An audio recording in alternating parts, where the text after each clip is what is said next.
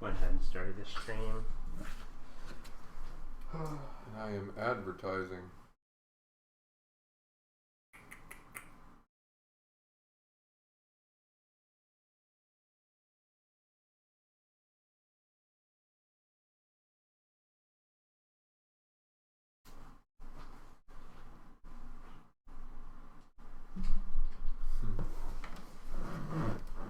Um.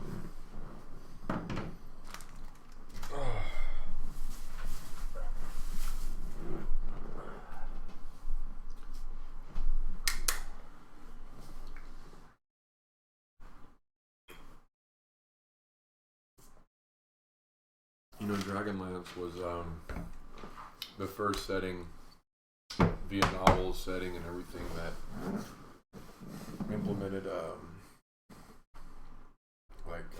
time travel and You ruined Dungeons and Dragons forever.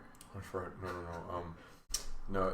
They actually did it pretty well, and especially in the books, and it was just weird, like, because like we talked before, time travel is one of those really, really hard things because there's no real laws or mechanics that fit it, because it's up to everyone's own interpretation of how it would work. Yeah. You just kind of pick one and kind of go with it. yeah. I got 2 minutes. 2 minutes, we go to work. It was like is that like officially in this thing, like they travel through time and change the past, and then that kind of alters?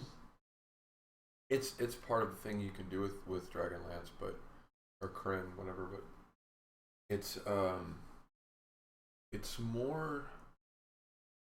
I think it was more just for that story, like that particular story. Always got a time travel episode, man. Yeah, there's gotta be time travel somewhere, somehow, or it's not complete. Dragonlance was a really cool setting, and I'd like to see him bring it back. But like we said before, 5e's built to where you can incorporate anything. There's no real need to bring it back. You can just go grab it.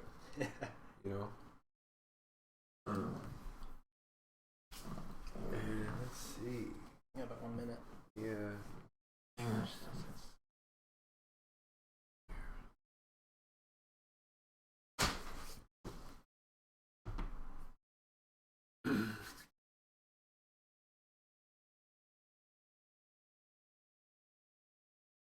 Is that like your favorite? No, your favorite's Greyhawk, isn't it? My favorite's Birthright. Birthright, that's right. But I'm pretty freaking partial to Dragonlance, man. And we'll find out why as soon as we begin. I'm gonna answer an epic question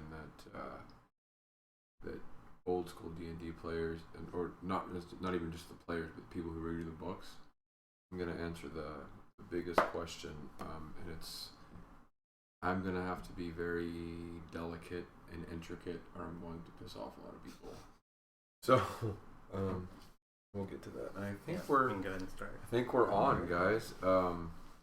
Welcome back to Tabletop RPG Now.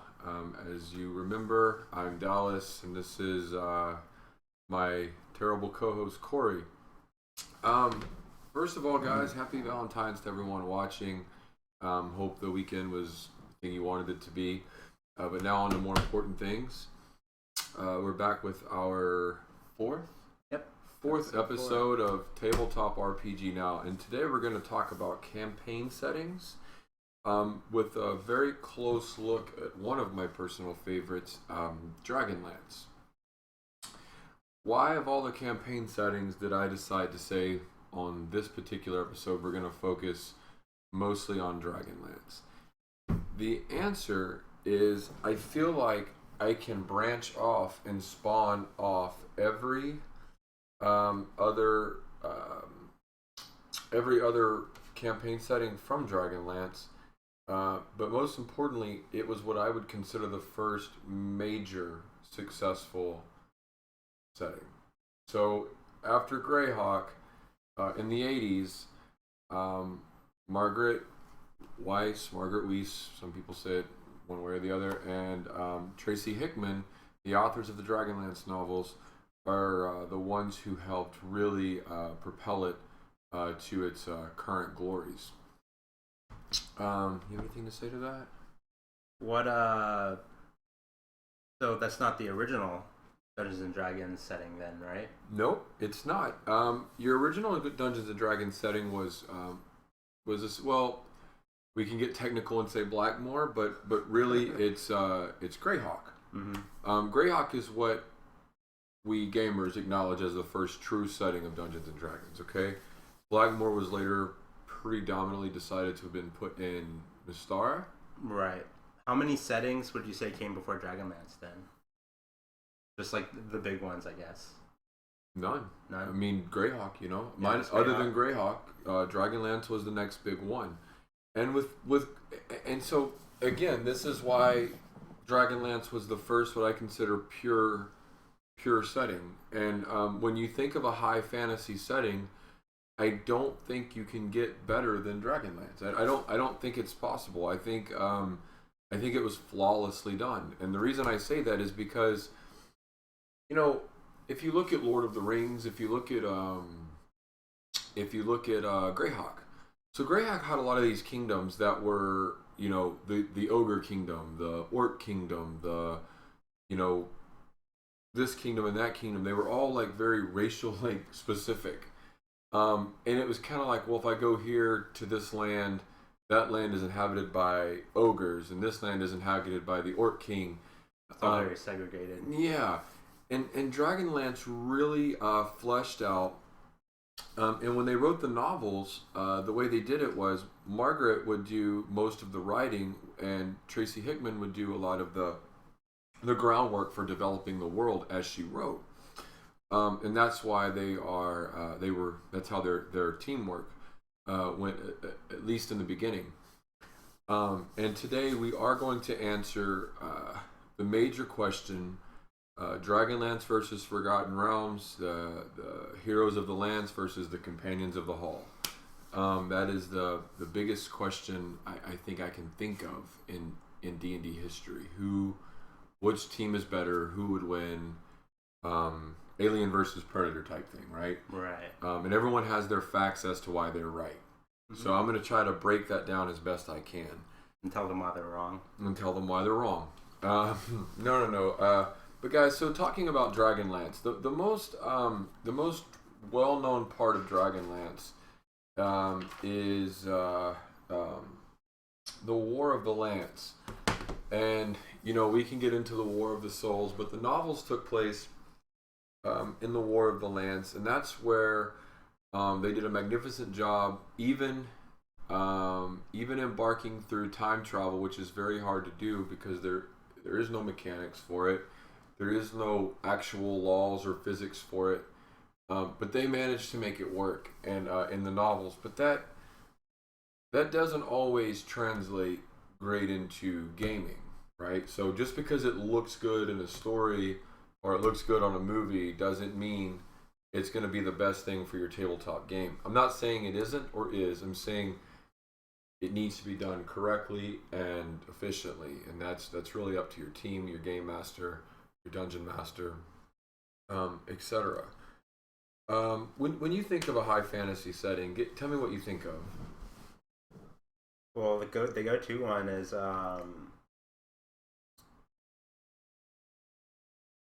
what is it? So like traditionally a high fantasy setting to me, even though they label it as like Lord of the Rings wasn't super high fantasy to me because there wasn't a lot of, there was like magical creatures, but there wasn't a lot of magic like users. Very limited. When I think of high fantasy, I think of high magic worlds, like where wizards are like blowing up cities with giant firestorms and stuff and things of that nature. And you're pretty close to being on point. Which is why I said, if you heard me initially, I said Dragonlance took what Lord of the Rings started and made it better. right? Because and guys, I'm one for more of a low magical setting. I prefer low magic personally in my games than I do high magic.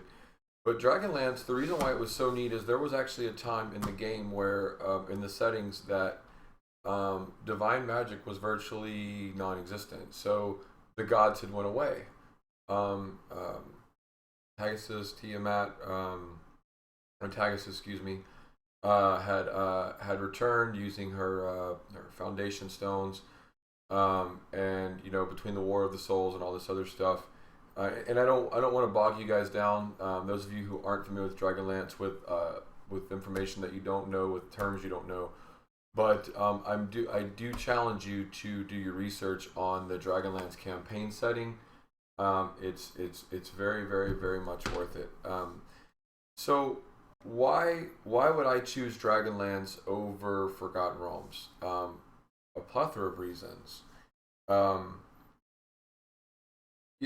Today's setting, Forgotten Realms seems to be the go-to. It was made by Ed Greenwood, the founder or the creator of Elminster, and when I think of an overpowered Japanese anime style setting, I think of Forgotten Realms. Like I swing my sword and 2D 100 armies die. And I know that's a bit of an exaggeration, but you get really strong in Forgotten Realms. I remember I was part of I was playing in a module once, and there were certain commoners that had magical weapons. I can't express how odd that was. Why am I going after fighting monsters when I can just kill a couple of commoners, and snag a few +1 short swords, call it a day, sell them, make my money, then go buy what I really want. And Dragonlance never really had hiccups like that. Their story is very detailed. Everything is, for having the limited amount of writers they had, I don't know how they got so much accomplished. And they fleshed it out really well. And when you have a dozen top writers writing in Forgotten Realms, fleshing every little thing out, and you have all this help and all this work, how did Dragonlance become so popular and so perfect? Maybe it's because they didn't have as many faces and heads and brains thinking on it. And there's different time settings, and so one of the things I want to tell you about the different settings, guys, is as a dungeon master, you need to know your setting, and you need to know what you're getting into, and this is where the character flaw, the creation flaw of Dragonlance lies. A freaking moron can run Forgotten Realms. It doesn't take much. I mean, and that's not something negative about Forgotten Realms. That's good game design. It's so easy. Anybody can do it. It's so easy. Anybody can do it. It's amazing game design. Not the same thing. Dragonlance is for, I would almost say, advanced gamers. Beginner gamers, I wouldn't recommend Dragonlance, guys. For all you Dragonlance guys watching this, you're probably looking at me thinking, I can't believe he said that. What a bad person. No, I'm not. If you have a new guy in a game of advanced or experienced people, that's a little different, right? You can kind of guide them in the right direction. But we're looking at Tasselhoff, the Kinder from Dragonlance that everyone loves, and he was a great, lovable character. The problem is, in my 20 plus years of running D&D games, of playing in D&D games, and being part of Dragonlance and creating my homebrew world and everything else, I have never seen a Kinder be a strong addition to a team. Now, you ever heard of a Kinder? I actually have not. I was about to ask you what the app's a Kinder. So we're going to open this book a little bit, and I'm pretty sure they have Kinders in here.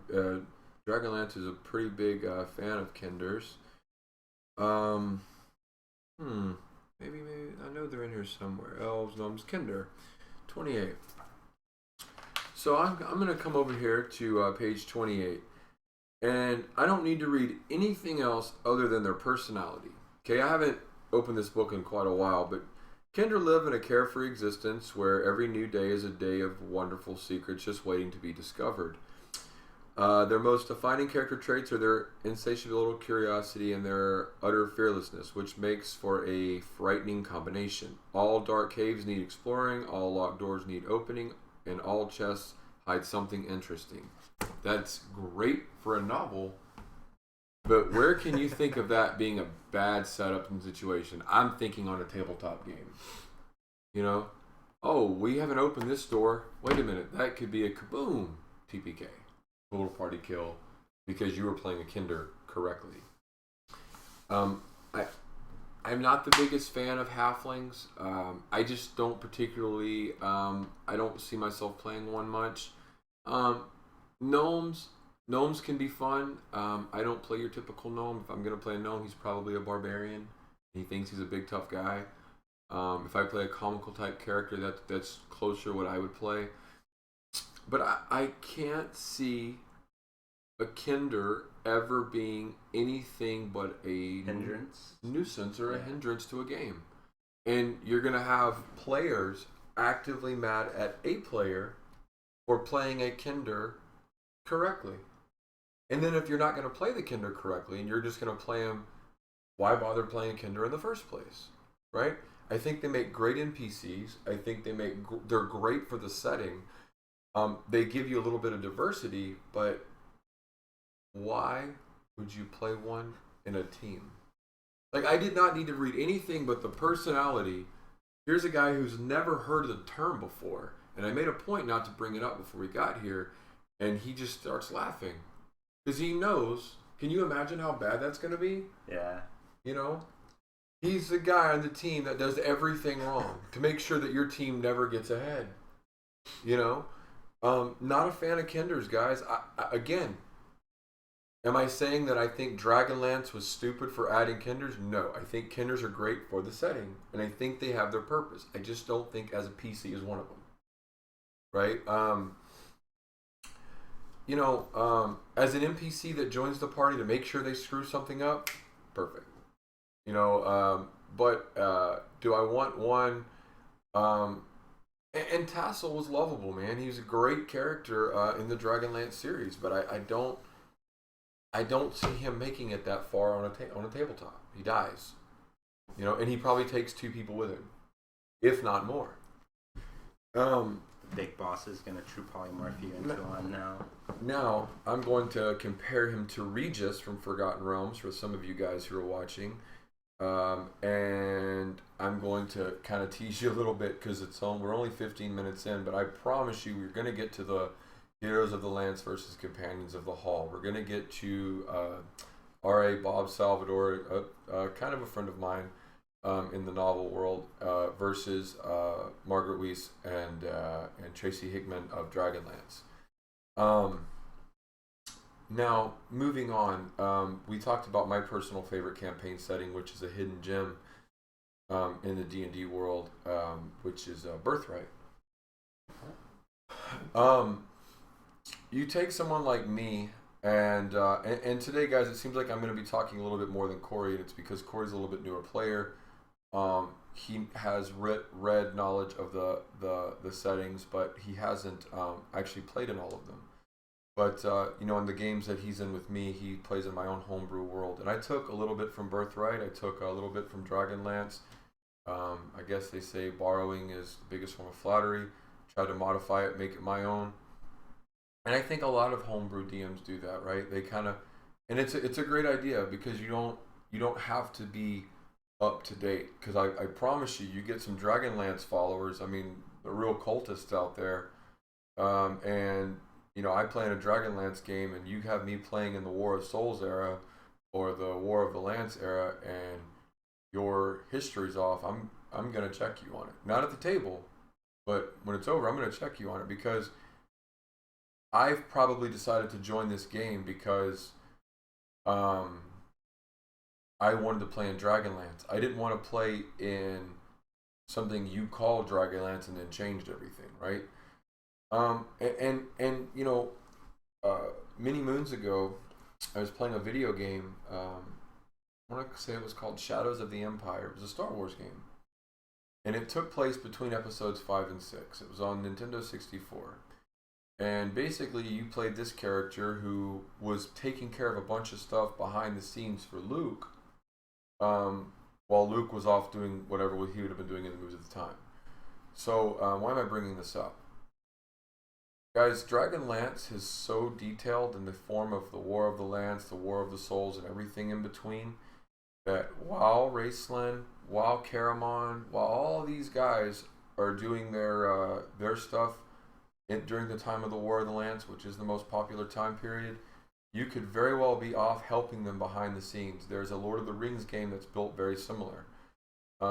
You play, it's an older game, but you play one of the, I think you can play one of 3 characters, and you go meet Strider, and then you go do stuff on the other side while Strider's taking care of the Lord of the Rings stuff in the movies. Yeah, I don't know if you ever heard of the other game, Pendragon, the King Arthur one. Yeah, it's actually built specifically for that. You're following the story as basically side characters. Like, you get to meet and interact with all the major, Galahad. King Arthur, like the knights and Merlin. And you get to see all the stuff happening from an outsider's perspective, basically. And you're kind of like a small cog in the greater wheel. And I think that's just really fun stuff. I actively like campaigns where I'm not the main character, where the party isn't the main character, where you're doing something for another person, right? Your glory gets stolen. In saying all this, guys, one of the first questions some of you guys are going to have, and I know you guys are going to have, is, and it's a tough question, why build your own world if you're such a fan of Birthright, if you're such a fan of Dragonlance? Guys, honestly, if I wasn't planning on writing novels, I probably would have stuck to some of the other worlds. I run games in my world, and in the old days, I was just a true gamer, and today I use it for character personas, personalities. It helps me build things. It helps me flesh out the world, see how people work. If I had the opportunity to write for any world, even though Birthright is my favorite tabletop, no questions asked, Dragonlance is the one I would write for. I just think Dragonlance is amazing. I think the design is good. I like how Paladine kind of came and went. I like how the gods went, and I like how they returned. The cartoon with Kiefer Sutherland, Dragons of the Autumn Twilight. Your true Dragonlance fans out there are saying something along the lines of, "Oh, they cut out so much." Guys, they had Kiefer Sutherland play Raceland. That probably cost them a pretty penny. And you can only do so much on a cartoon or a movie. So give them a break. If you haven't seen it, it's a gem. Dragons of the Autumn Twilight is a DVD cartoon. Kiefer Sutherland plays Raceland, and it's not bad. And how do you feel about Dragonborn, Corey? My only experiences with them are in 5e, and I mean they're a lot like just like half elves or any of the other half races, really. They have kind of remnants of what the dragons have in their breath and stuff like that, but they're more so humans. I think they're like scaly humans in a lot of ways, and one of the things I won't understand about 5e is why elves and half-elves get dark vision and Dragonborn don't. I understand that not all Dragonborn should get it, but I think like a piece of them should. I think it's because they're so far removed by this point from the dragons. They decided that. And that's fair on design, but I think it's kind of common logic right now that of the core races, a lot of people like your elves and your half elves, and they say half elves are the power race. In 4E, I think it was dwarves were the super race. And I know I'm speaking as if I'm not speaking from an optimizer standpoint. I'm saying based on what you get from the beginning. Mm-hmm. And you got to understand, guys, when I run games, you guys are going to think I'm crazy, but I run games. I don't let anyone start off with anything lower than a 7. But you're born first. So I tell you to pick your race. You roll your stats. You roll 36 straight down. And the reason why that's so fun, guys, is because in my games, I allow stats to come and go. Okay? Your stats will change. They're not going to stay the same. They don't only change on ability adjustment or magical items. And after you pick your race, your stats come as you grow. You have like a background profession, so you choose your background, and then finally choose your class. That stops a lot of your optimizing, guys. That's just a quick tidbit of information. But let's go back to the realm. Let's go back to Dragonlance, and let's go back to who would win between Elminster and Raceling.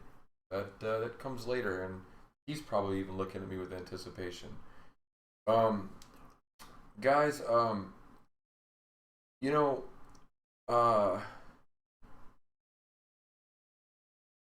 when you have, you know, the reason I'm bringing up Dragonborn is because Dragonborn, this may just be my opinion, I can't prove it, but Dragonborn came from the Draconians of Dragonlance. Those were, you know, now Draconians were primitive and significantly different. The Dragonborn have evolved over multiple editions, but the concept came from Dragonlance. And a lot of your concepts came from Dragonlance. And, you know, Forgotten Realms is so big, they have so much. But I think a lot gets lost in that. I don't mind having so many developers, but when you have a lot of stories being told in the same area, and we just recently had a story where I'm going to give you a quick brief piece about my world. I'm going to explain to you why it is the way it is, and I'm going to explain to you why I like Dragonlance even more.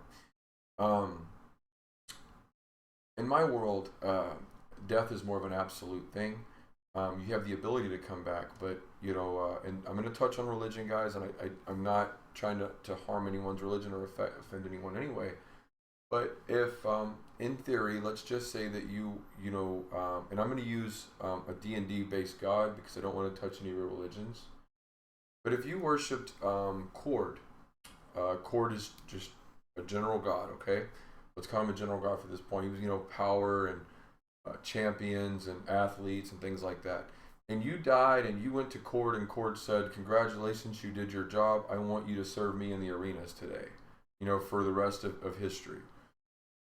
You worshipped Odin, the Norse god, or Zeus, the Greek god, and you died, and they took you to Valhalla or Mount Olympus and said, "I want you to sit next to me." And a little portal opens and says, "Hey, we need you again. Come back down." You're going to tell your god, "Sorry, bro. You know, hold on just a minute. My team needs me." Right? And in game, a newer player has found out recently, all this time he's been playing in my world for the last year and a half, and he really enjoys his character, Tegan. In another game, the guy who plays Tegan played a character who died and was kind of put in a position to be resurrected. And he says he felt like he was cheating. He says, "I felt like my character deserved to be dead. There was no real reason for him to be resurrected." And he said he felt like he was cheating. And it takes away from the heroism. Guys, if there's no risk,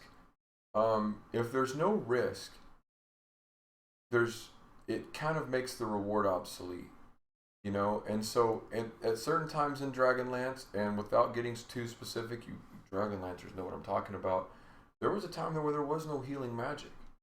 So there was no resurrection.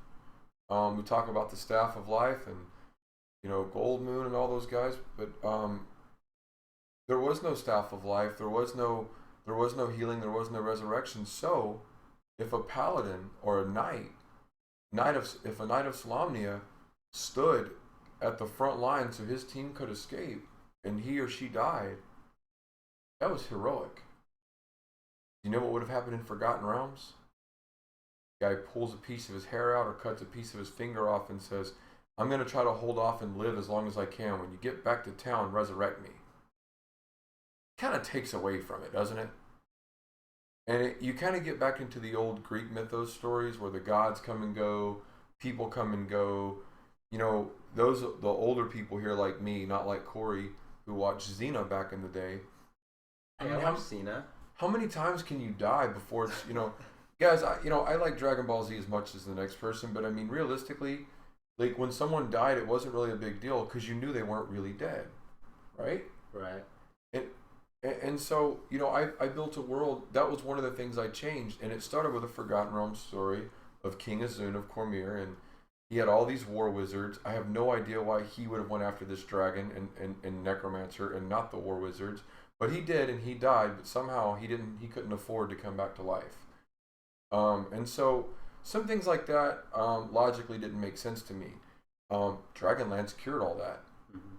I think from a board game perspective, it's one of those things that kind of depends on your play style. Like some people just enjoy, they enjoy the journey, and so in that regard, resurrection's not really a big deal for them because they just kind of want to continue playing their character the way they want to play it. Like for me, even when I first met you, that was one of the very first things I said. If I ever ran a world, I probably wouldn't have resurrection in it at all. Like I would just say that's just not a spell that people know. It just doesn't happen. Yeah, and that's because like personally, my playstyle is your heroic deeds should be heroic. Like you're holding the line so your party can escape. You're gonna die. That's what happens to heroes. They die. Mm-hmm. That's why they're heroes. Yeah, I mean, you don't become heroes because you stay in your safe bubble. Right. Right. But there again, that's just us. Our personalities. We're not saying that resurrection is. It's not bad. It has its place. Yeah.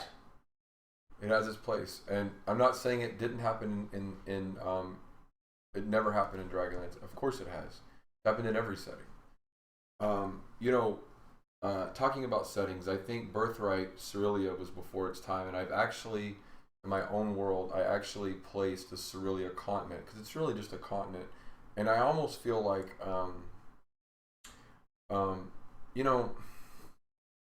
I feel like Cerealia can kind of be a part of any world. It's like a sub setting.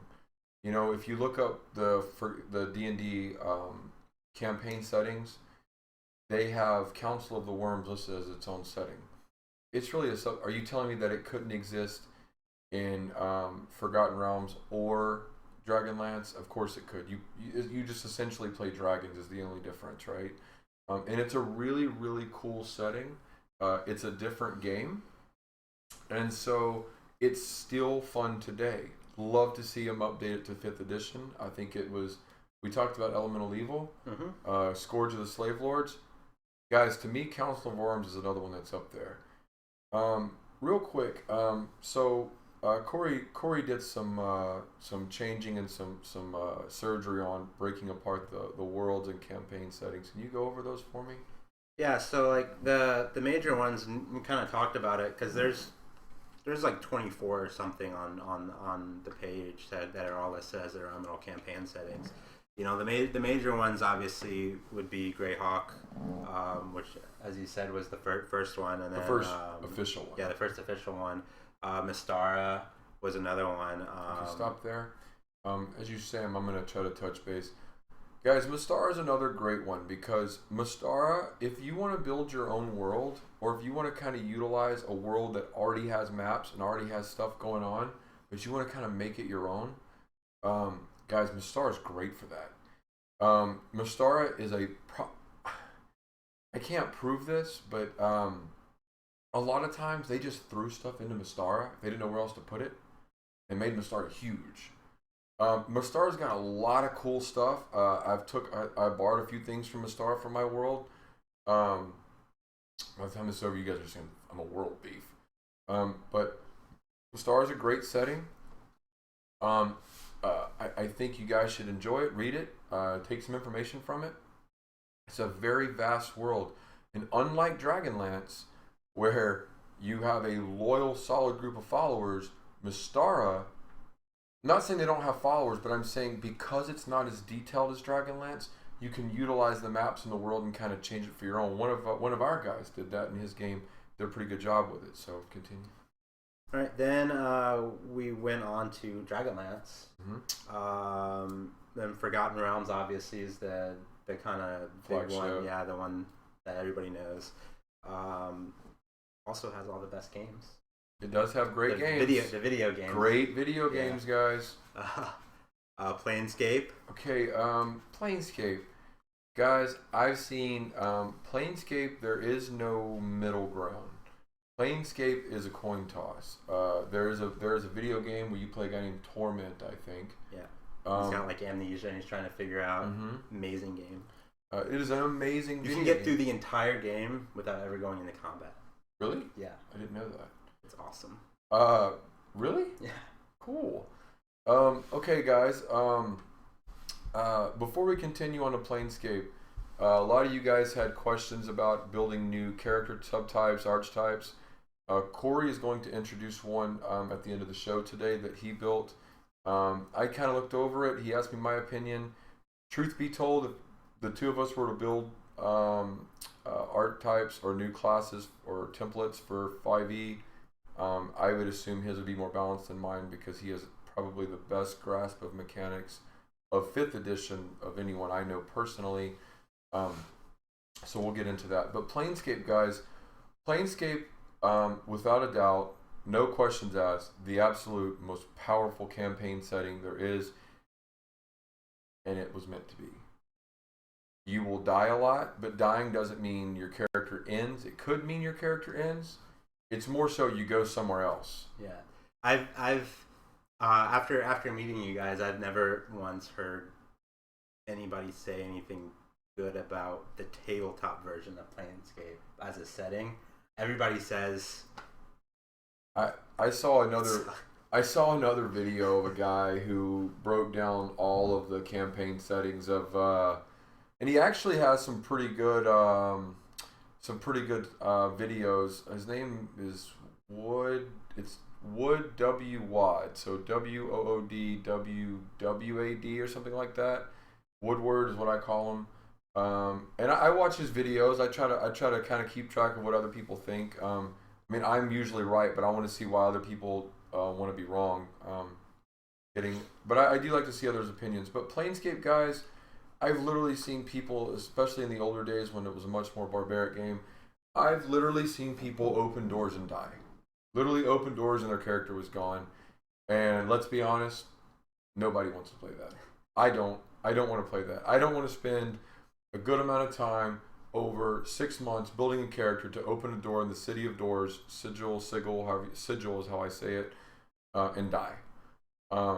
Guess who doesn't have that? Dragon Knight. Continue. Then we have Spelljammer. Falls in the Planescape category of a coin toss.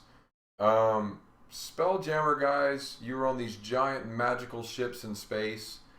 I think what they were trying to do was build something to. You were on these ships called Spelljammers, and there was actually a comic book, and the main guy was a dwarven warlock named Dwaylamar, I think, and he was on a ship called the Realms Master, and I want to believe that was a Spelljammer thing.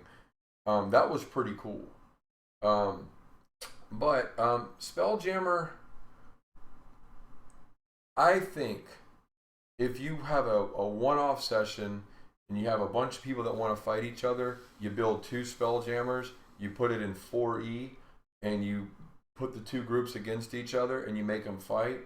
I think that's what 4E is for, and I think that's what Spelljammer's for. I don't think it's something you put a campaign setting in. So, could you go into a little bit more detail? Because it sounds like to me, like you said, Spelljammer is basically just spaceships. So they're just in space? Is that not just like a sci-fi campaign with dwarves and shit? It is a sci-fi campaign. It's like what makes that such a bad thing to run if it's just sci-fi basically? I like sci-fi, guys. Obviously they're gonna have your guns and stuff like that, your weapons. Now magic can be realistic. Dwarves, elves, gnomes, dark vision, that's all realistic. Now when you throw guns in there, I mean, then nothing we do means anything because we're just throwing it out the window. Nothing. No, I'm kidding. It's not a bad setting. It has to be done right. It's more of a sci-fi setting, and a lot of times your Spelljammers go from world to world. One of the very few Spelljammer missions I ever played on. I actually took over many moons ago. It was on in an AOL chat room. We played once a week, and we had a dice roller. So that tells you how old I am and how long I've been playing, right? And we played in Spelljammer, and the DM quit, and so they asked who wanted to start up and take over the place of DM. And at the time, I was the best DM in the world. I don't know if anyone knew that, but I knew that. So I said, yeah, I'll try it. You know, it's fun. Did you make yourself a certificate and everything? So best I didn't DM need to. in the world? I didn't need to. I'm like the greatest assassin in the world, right? Like, you don't know about the greatest assassin. If you knew about it, you'd be in jail. Greatest DM. I don't tell everybody. It's really like, it's like, do you breathe every day? Yes.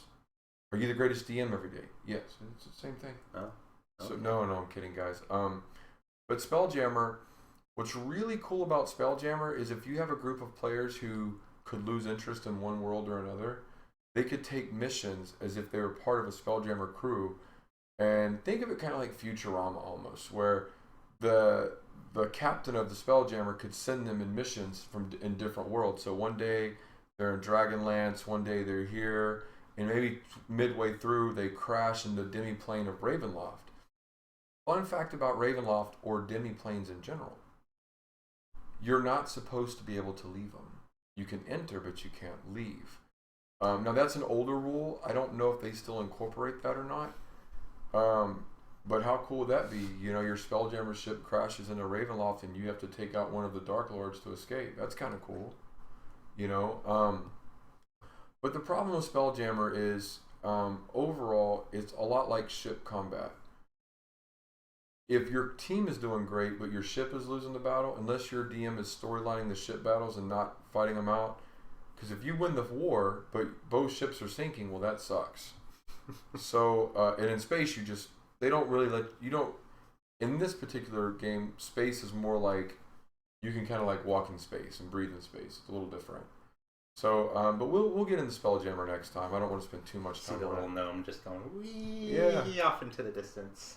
Yeah. And just go splat onto somebody's ship 20 years later. That's right. Firefly style. And the next one? Dark Sun. Guys, Dark Sun has potential to be. Dark Sun is a very unique setting. It's a newer one, isn't it? No, it's an older one. They're putting a lot of new stuff with Dark Sun. The Pentad or something is a story of Dark Sun. Dark Sun was, I think, the first world to introduce psionics as a common thing. So the really neat thing about Dark Sun, guys, is magic is more rare, psionics are more common. They have a couple of unique races. Like Drow are unique to and exclusive to Greyhawk and mainly Forgotten Realms now with Loth. How Warforged are exclusive to Eberron.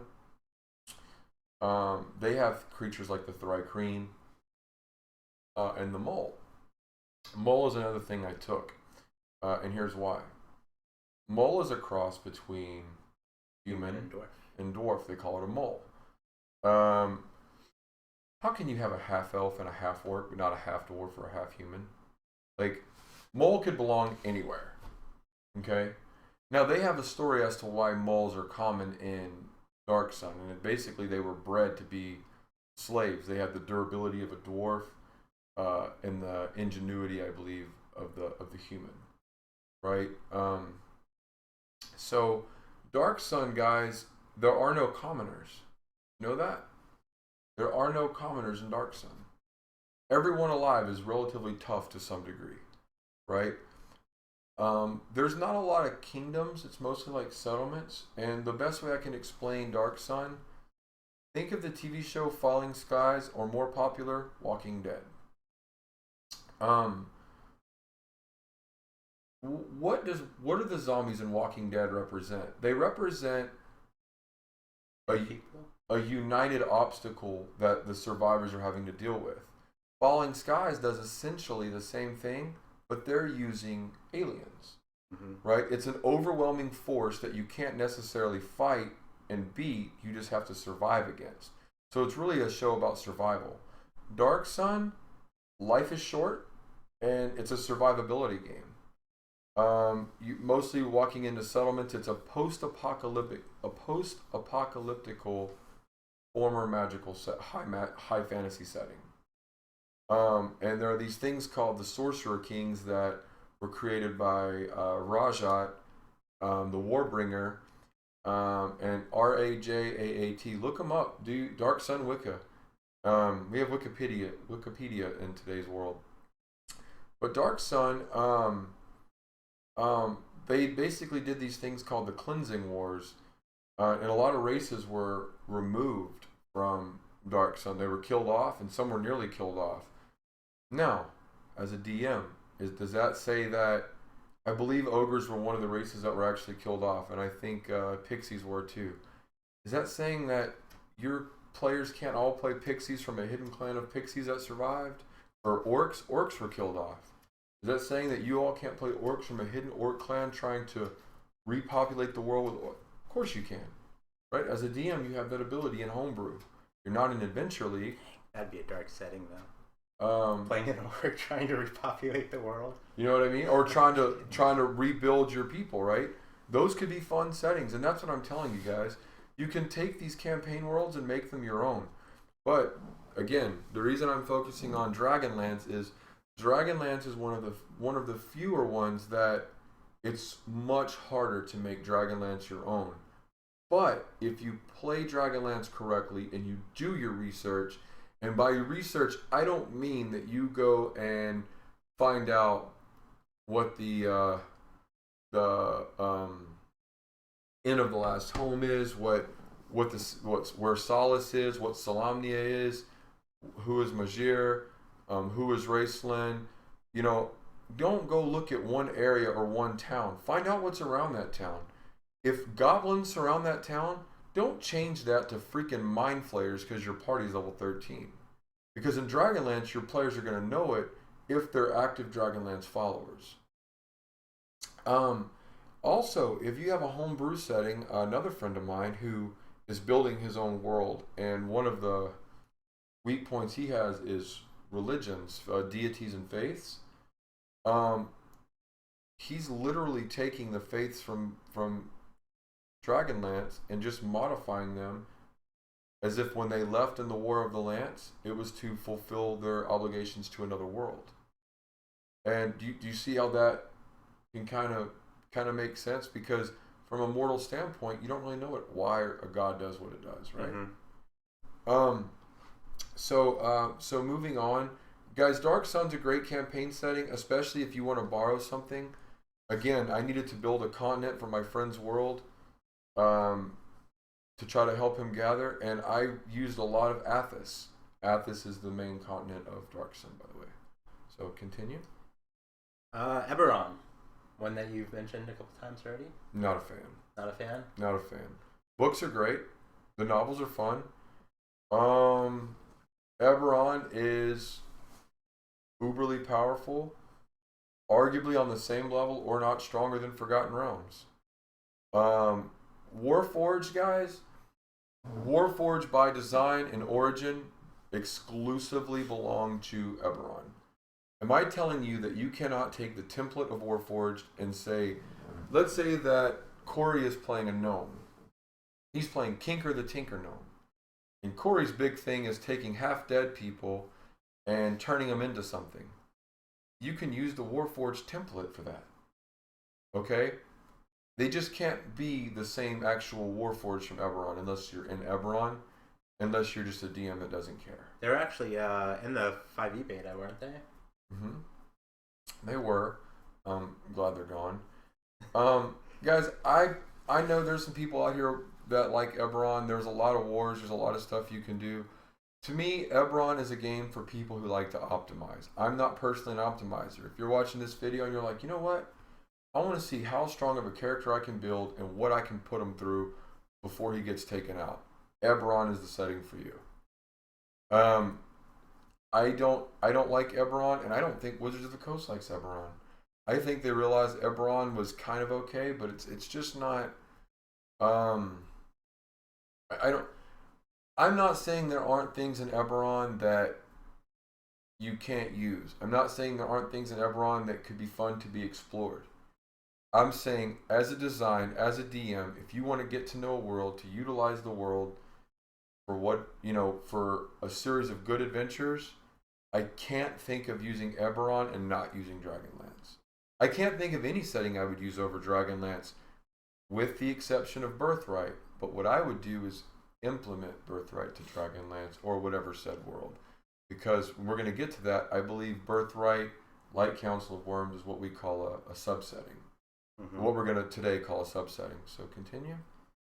It's actually all of the major settings. Go ahead and skip Birthright, 'cause that's shitty. So really quick. So that's all the major ones. Yep. So from what you heard from the better of the two today, what setting most caught your attention?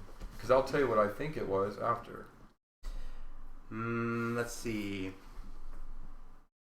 Actually, we mentioned Forgotten Realms, but you didn't actually go over it. Okay. So let's delve into that a little bit. That is the big one. Okay. Guys, Bob Salvador, the writer of Dritz Stewart and the creator of Demon Wars, he's a great friend of mine. I say great friend, I mean I harass him, and occasionally he gives me pieces of information when he has ability. I ask him for a lot of advice. And today, guys, it is kind of Valentine's Day, so there's no guarantee that we won't give you a little bit extra time. We've been kind of cutting them short.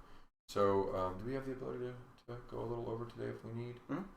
Okay, great. So we might go a little over today. Guys, I've gotten emails and messages about lots of things from, I kind of put you guys on YouTube while I'm cleaning my house. I try to listen to you guys. Sometimes I have questions and I fast forward through. Yeah, guys, use this as you need. Shoot us emails. Shoot us questions.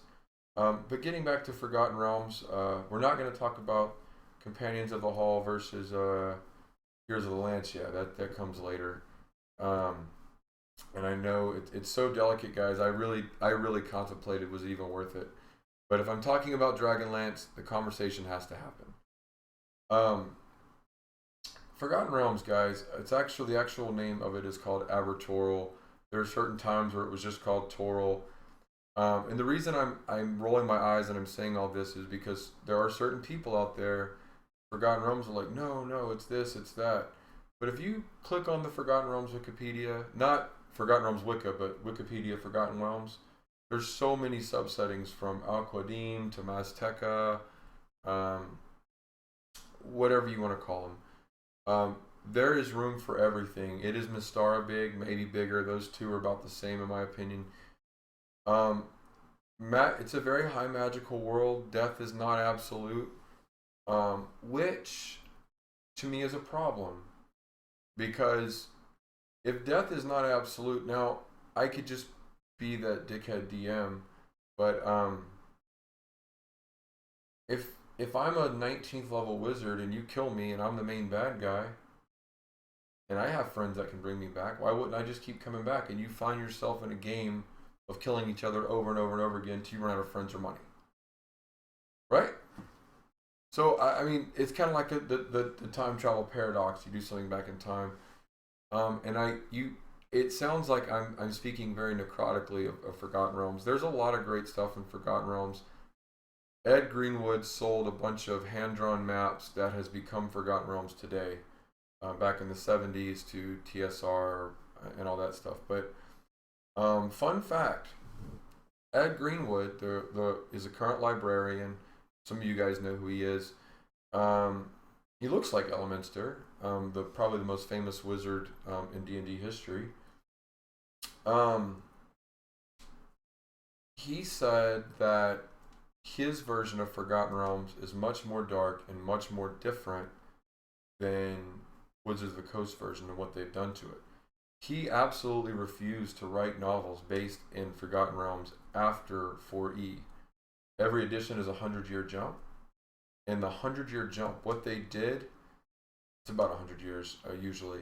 What they did to Forgotten Realms, he's like, I want to write from before when this happened, because he was, they literally ripped parts of the world out, turned everything around, and they got rid of a lot of the gods.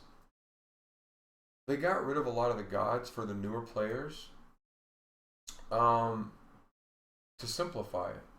They had all these different gods that were similar god portfolios and all this other stuff, and they got rid of the really bad ones that could be devil related and all this other stuff, because they were trying to make it the flagship friendly.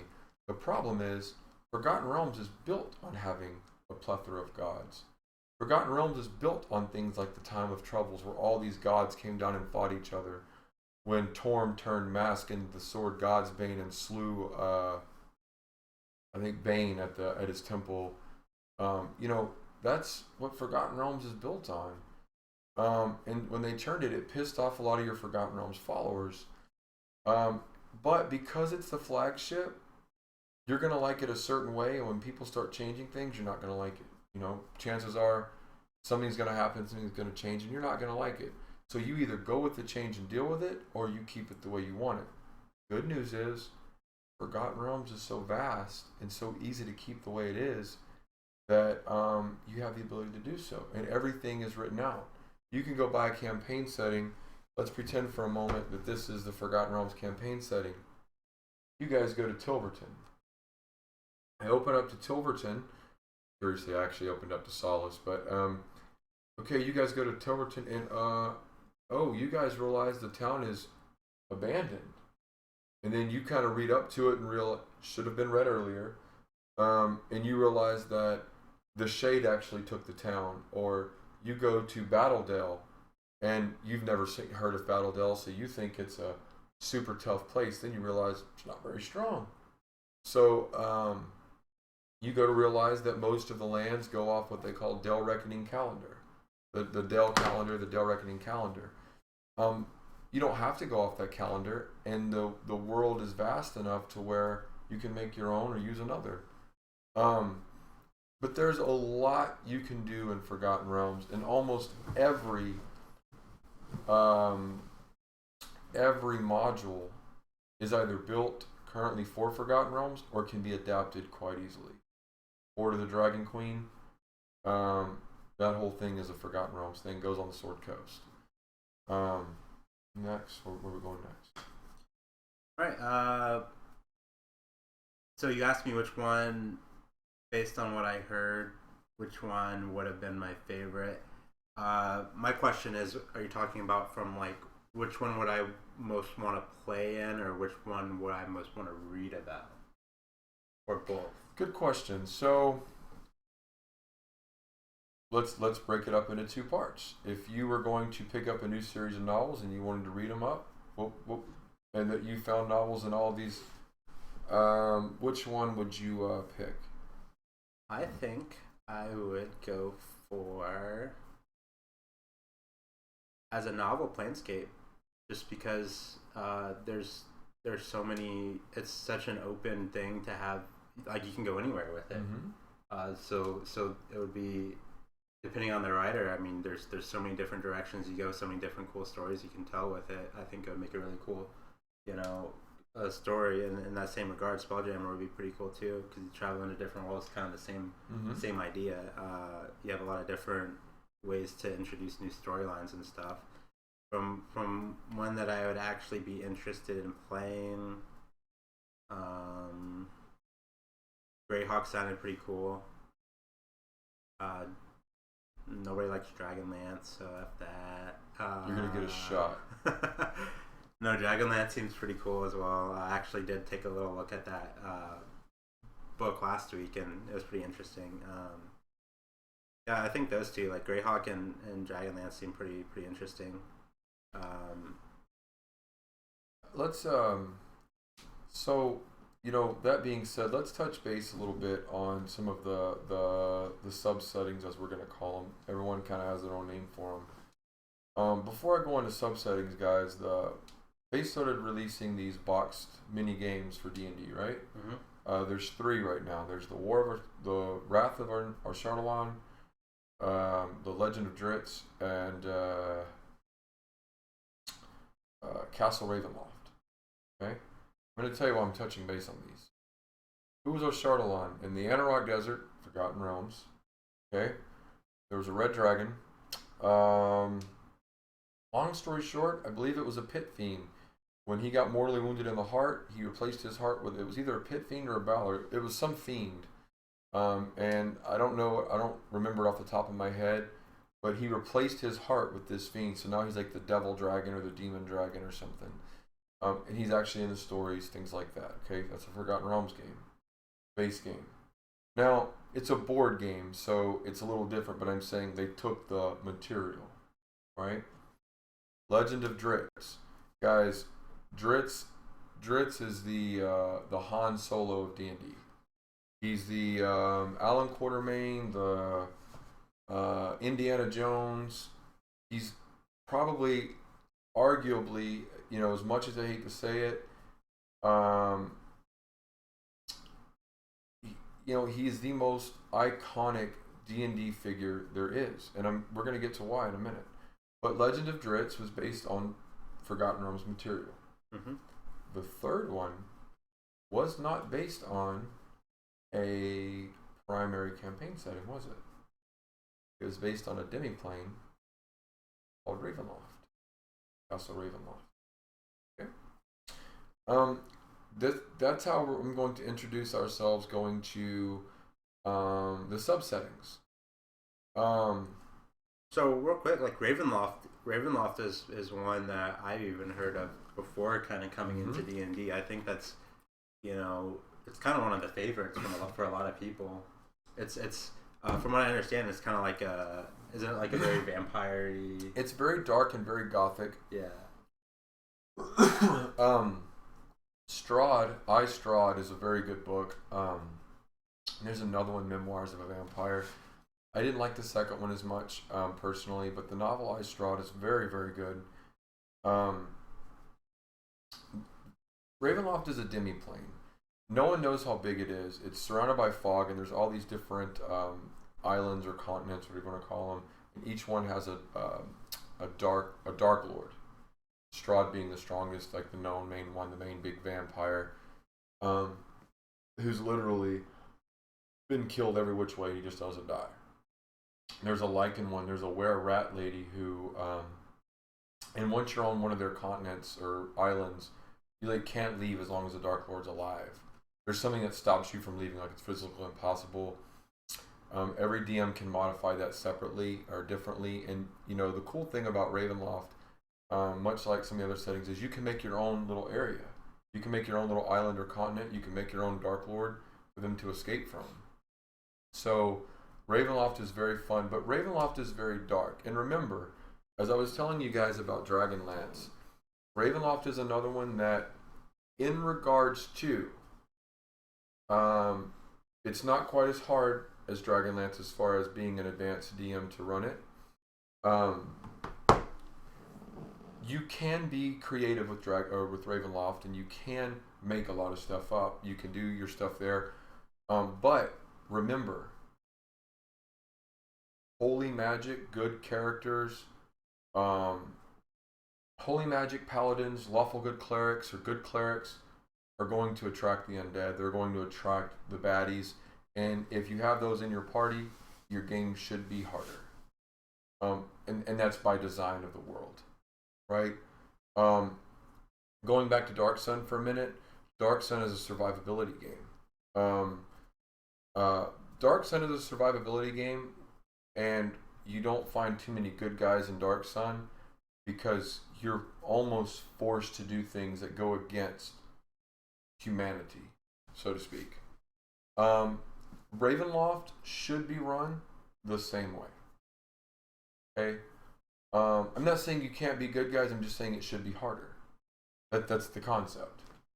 So, we're talking subgenres. What are the couple you got down there? We can go ahead and touch on Birthright if you'd like. Okay, Birthright. Birthright is a very big continent, and it's connected to other continents that were never fully explored or designed. Okay. Unlike the Forgotten Realms maps that you see of Abertoril, Faerun is the most popular continent in all D&D history. The older guys, blah blah blah, Greyhawk. The little bit older guys, not quite as old as the Greyhawk, or blah blah. You know, the '80s people, Dragonlance guys. Let's be honest. Faerun won because Wizards of the Coast wanted it to win. They wanted it to be the most popular. Okay. Doesn't mean it's the best. It just means that it's the most popular. That's why it's their flagship. Birthright was before its time. The reason I say that is because in second edition, you didn't have the powers and abilities unless you used. I'm flying solo here. You didn't have the powers and abilities like what's the third edition or third level rogue ability? Is it Uncanny Action? The third level one is not. It's Cunning Action. Yeah, Cunning Action. So you know, like for example, rogue at third level, Cunning Action, get archetypes. You get this, you get that. Paladins get to smite. You get spells. You didn't get so much in the older editions. So the writers of Birthright. And that one continent is extremely well designed and well thought out and well developed, but not city to city. It's from fief to fief or province to province, however you want to say it. And you can play regents or you can play heroes. You can play people who become regents. And in the story, the gods were initially killed by an invading god who was eventually killed as well. And there are ways and abilities to become blooded. Okay? Blooded means you acquire the ability of the dead gods as their powers fell to the land. And those blooded powers and abilities were meant to give your character, before they were called this, additional proficiencies, which was a term, but feats or powers. Because you didn't get powers every level. You didn't get abilities every level. So they were building the third edition, the post third edition style game before it was actually out. Okay? And for the guys, I think Richard Baker was one of them. Kudos. I mean, I use that stuff in my game today. A lot like in Mystara, they had the Red Steel stuff. Don't want to touch on Red Steel right now. Middle. An aura called Cinebril and Red Steel. Look it up with Mystara, and it'll give you some kind of fun things you can do with your team if you're a very mean DM and you want to mutate them or something like that. But moving on, trying to get through this as fast as we can. Birthright's a great setting, guys. It gives you a new way to build bad guys that aren't big bad Orc King, Lich King, undead. You can build creative blooded creatures. And sometimes if you can't control the blooded powers, you become what's called an Anshanglion or an Ashganalon. They're actually two different terms. Those are elven terms, which I think it essentially turns into blood monster or something like this, what it translates to. And I could be wrong there. But the Birthright stories, the novels weren't as good. Could have been a lot better. I would love to write in Birthright personally, and if I thought I could publish one, I might. And if I had the time, but Birthright was a great setting. And again, guys, it's something that you can put in. It's just a continent. It's not like Forgotten Realms, Faerun. It's so well developed and all that it's kind of its own place. It's just a continent. It's just one continent that you can break off and put the whole story, the whole background, and it could just be another continent in another world. There's no reason it couldn't exist as part of Mystara or your own world, etc., etc. Next. All right. We have the Underdark. Okay, so Underdark, it can exist anywhere. The most popular Underdark, where Dritz, Menzoberranzan, Drow, and all that stuff exist. The Glimmering Sea and all that stuff. That's all Forgotten Realms, guys. Like, they had it listed as its own campaign setting, right? Mm-hmm. It's a subsetting, guys. It belongs in Greyhawk. It belongs in Forgotten Realms. Underneath, it's basically an underground setting. I guess you can make it your own, but I guess you can make it its own. But ask yourself this: like, what gods did you worship in the Underdark? Loth, the Spider Queen. You know what I mean? Like, that means it belongs in that predominant setting. It should go in the subsetting, in my opinion. And I'm sure somebody somewhere is saying, there's an Underdark here, blah, blah, blah. But Underdark means what? Essentially, it's under the mountain. Okay, like it's under the land. It's under what land? The land of a world. By design, Underdark has to exist somewhere else. Mm-hmm. Right? And the last one? The last one, Blackmoor. Blackmoor. Guys, I'm not going to lie to you and tell you I know everything about Blackmoor, but I know it exists in Mystara. I know what Mystara did to it. I know its Mystara origins. I know what it was supposed to be, and I know it got changed over. Guys, Blackmoor is just a location. I actually even believe it's been a part of Greyhawk as well. There's not much to it, and there's no reason to call it its own setting. The only reason it's being called its own setting as far as Wikipedia, which is unofficial, is because it was the initial setting, and it was before everything was fleshed out. Right? Yep, that's right. It says it was the original campaign setting, but was not actually published until Greyhawk had been published. Mm-hmm. So it was kind of after the fact, but it was just like his original idea, I guess. Yeah. And there's one. The Council of Worms is on there. Yep. Council of Worms. So guys, one thing. So this book, I bought from a guy online. He was trying to sell us stuff. Buying old collections is something I like to do. It's in great condition. I bought it for $10. $10. So you can always go online and buy this stuff to check it out, and it's worth it. It's collector, something you can hand down to your family later on. And the reason I'm saying all that, guys, is unless they remake it, Council of Worms is something you're probably not going to find in stores.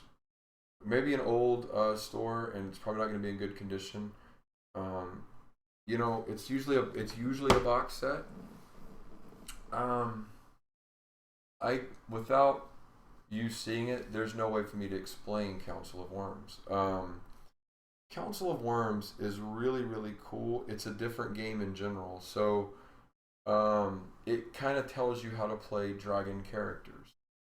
And you're hearing me say this and saying, well, I have a party of 5. What would attack 5 dragons? Right? Mm-hmm. And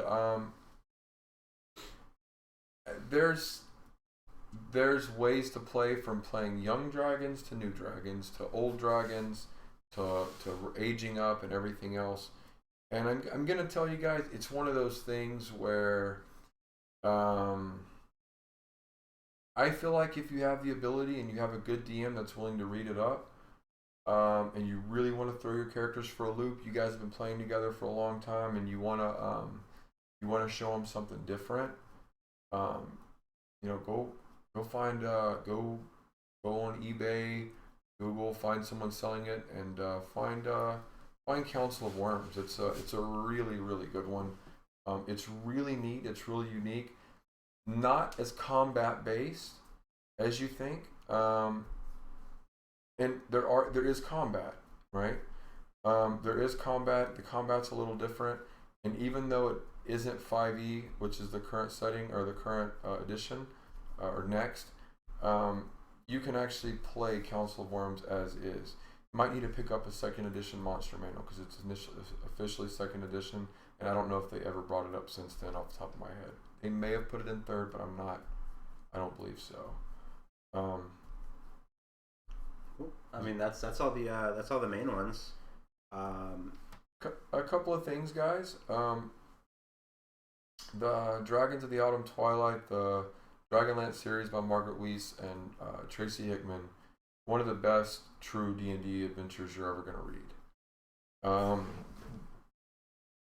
It's one of and we're at 410, so we're gonna have to probably pick up with the the Heroes of the Lance versus the Companions of the Hall coming up.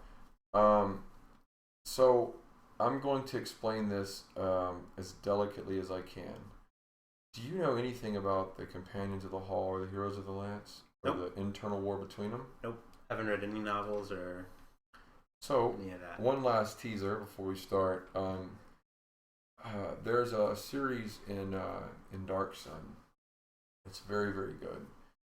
I personally, guys, like a little bit more realistic gameplay, right? So, what I mean by that is when people sit down at the table and say, I want to play a Dragon Hunter, all I hear is, I want to go for broke and die, and if I somehow survive, I'm going to have a lot. You know, I'm not going to play my dragon stupid so you can kill it. I'm going to play the dragon as its ecology and design is meant to be. We've said this time and time again. As a dungeon master, you need to play the monsters as they're supposed to be. Okay, so in next, you know, if I'm playing a hero and I get dropped by a zombie, I don't want you as a DM to take the zombie and attack the next guy. It's not what he would do, right? And I feel like you're taking away from my accomplishments when you're nerfing what's going on, okay? And the reason I'm saying all this stuff, I'm not getting off subject. There's a Dark Sun series where the main character is a mole named Riker. I think his name is Riker or Rikus. Something similar to that. Riker or Rikus. And there's a lot of heroes in that, and he starts off as a slave, and I don't even believe he's one of the beginning heroes. I think they actually free him later on. They end up freeing him later on, and they go after one of the weaker sorcerer kings, and we don't have really enough time to go over all the champions of Rajat and the sorcerer kings, but you definitely read a story of survival, a story. It's very realistic as far as them nearly starving to death at some point. You know, as an adventuring group, you don't think that weather and rations could be a legitimate threat. But in one of the stories, one of the novels, I believe, there's a good section where they're not worried about the things that are coming after them. They're just worried about surviving and, you know, and all that stuff, right? So it's a good series of books. And so finally that brings us to Bob Salvador, Ed Greenwood, two dominant writers of Forgotten Realms. There are more. Paul Kemp is up there. Erebus Kale series. Great series of books. And then we have Margaret Weiss, Tracy Hickman, the two dominant who made Dragonlance what it is today. From a setting perspective, Forgotten Realms as a whole is a stronger setting. Meaning, the average level, speaking mechanically, the average level 7 character from Forgotten Realms should wipe the floor with the average level 7 character from Dragonlance. Now, for you Dragonlance fans out there, I am not saying Forgotten Realms people are stronger. I'm not saying they're better. I'm saying that's the design of, that's what they're meant to be. Just like there are no commoners in Dark Sun. That doesn't mean that the people of a settlement in Dark Sun are better than the people from the city of Greyhawk. It just means the setting has intuned them to be a certain way. And this is what I'm saying. It's going to be delicate, okay? I'm trying to be as delicate as I can.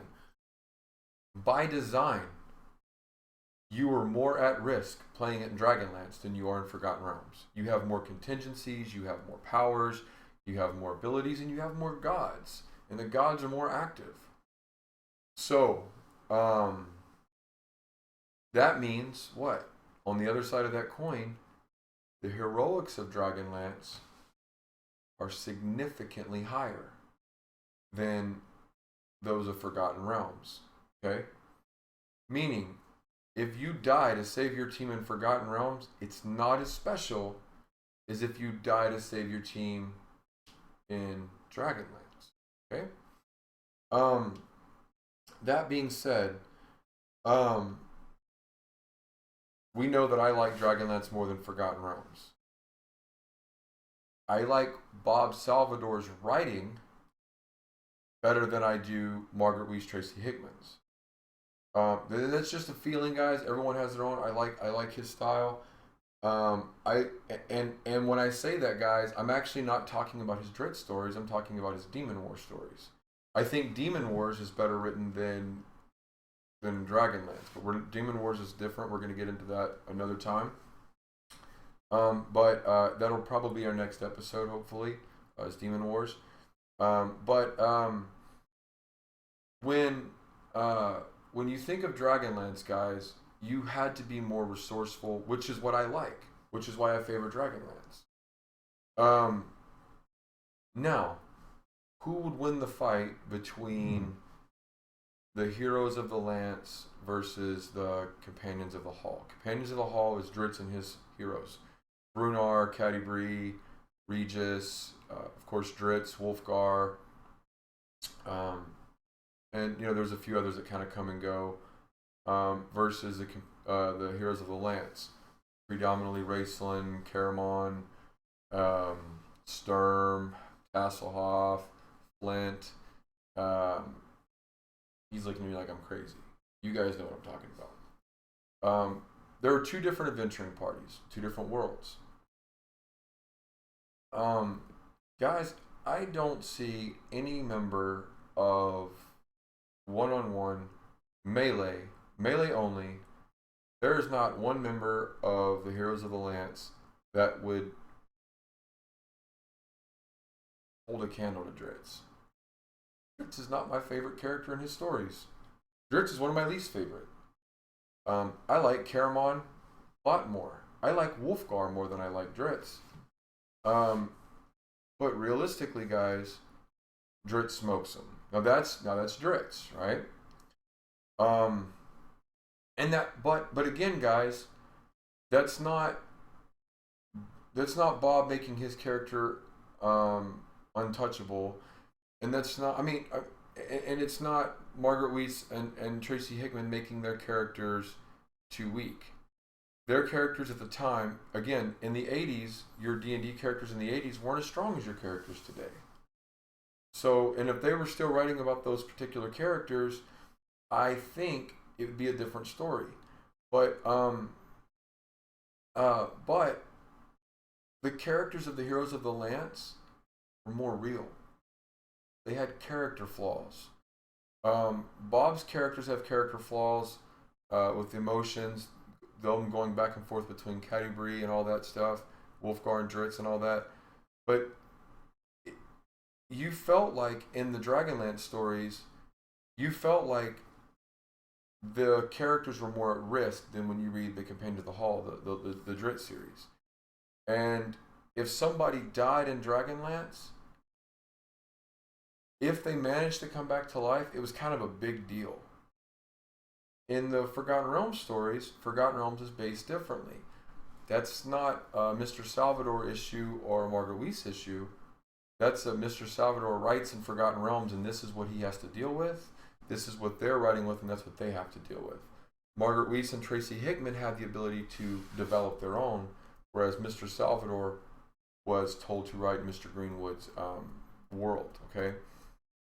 Now, from what I've just said, you would assume that I'm telling you the Companions of the Hall, Forgotten Realms, smoke Heroes of the Lance. We're not done yet. Elminster was not a companion of the Hall. He's actually not even the strongest character in Forgotten Realms. Different editions had him at different levels, but by novel, the Symbol was stronger than him. She was much stronger than him at one point, and I think the strongest overall character in Forgotten Realms history was basically the creator of the Underdark, Halaster Blackcloak. Okay. If you put Raceland at his strongest point, and you take Elminster, Symbol, and Halaster together to join the Companions of the Hall, and all of those jump on Raceland in surprise, and they're all at their strongest, Raceland smokes them all. Raceland alone could defeat the entire.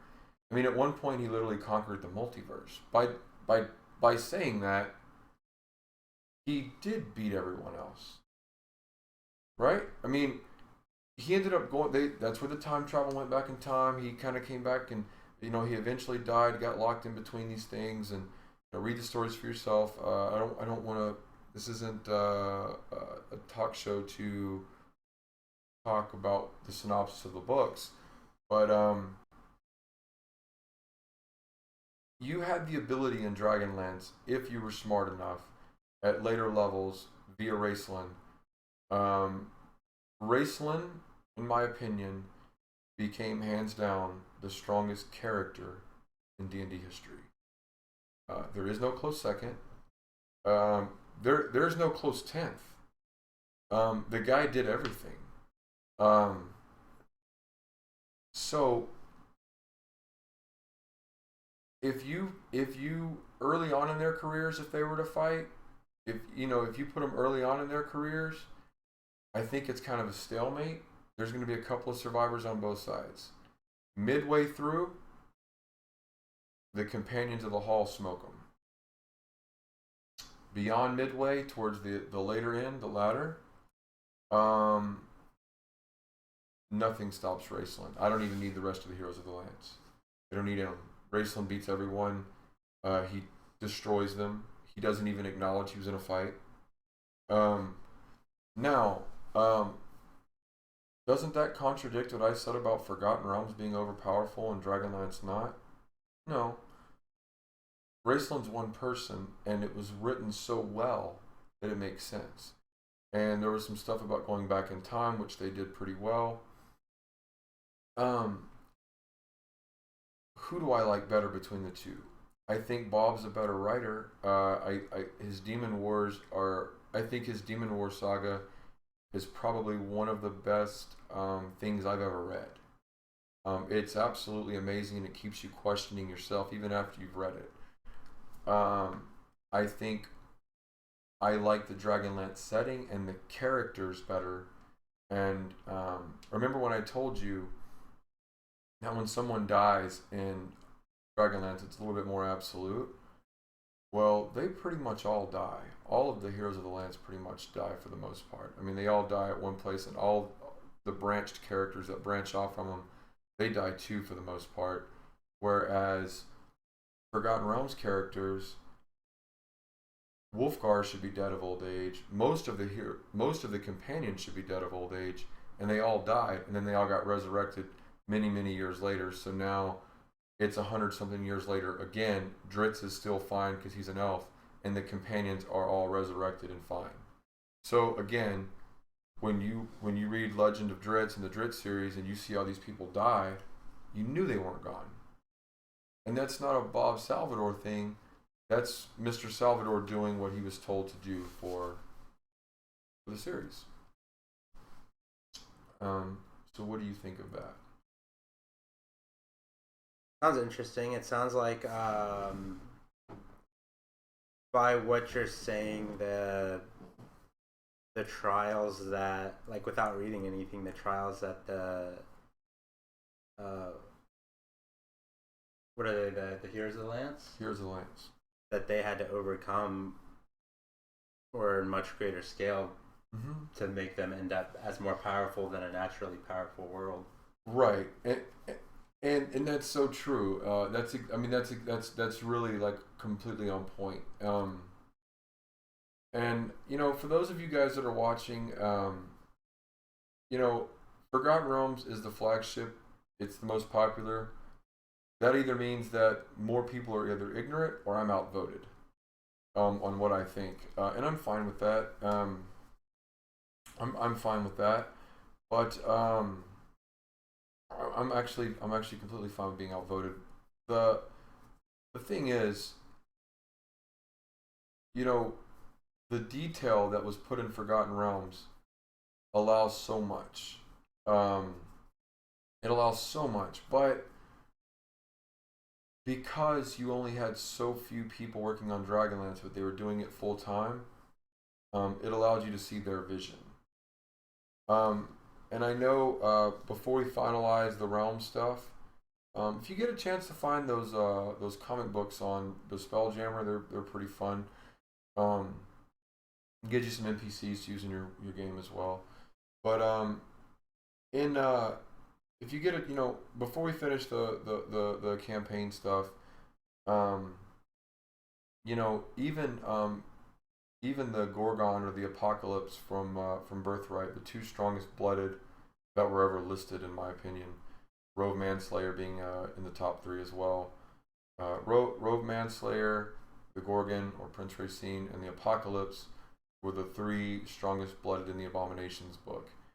And Raceland at his strongest, just even if you throw those guys in there, he wipes the floor with everybody.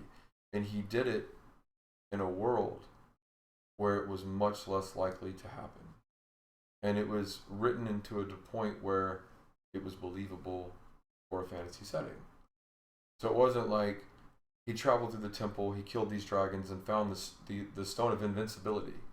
It wasn't stupid like that. Like it made sense, And that's it for the realms, guys. Again, Google, Amazon, eBay, some Dragonlance stuff or some Birthright stuff, in my opinion. Join them, put them together, kind of make it your own. The only thing I'm going to tell you guys is if you use Dragonlance, guys, please make sure that Dragonlance has they have their own exclusive stuff, races and classes and stuff too.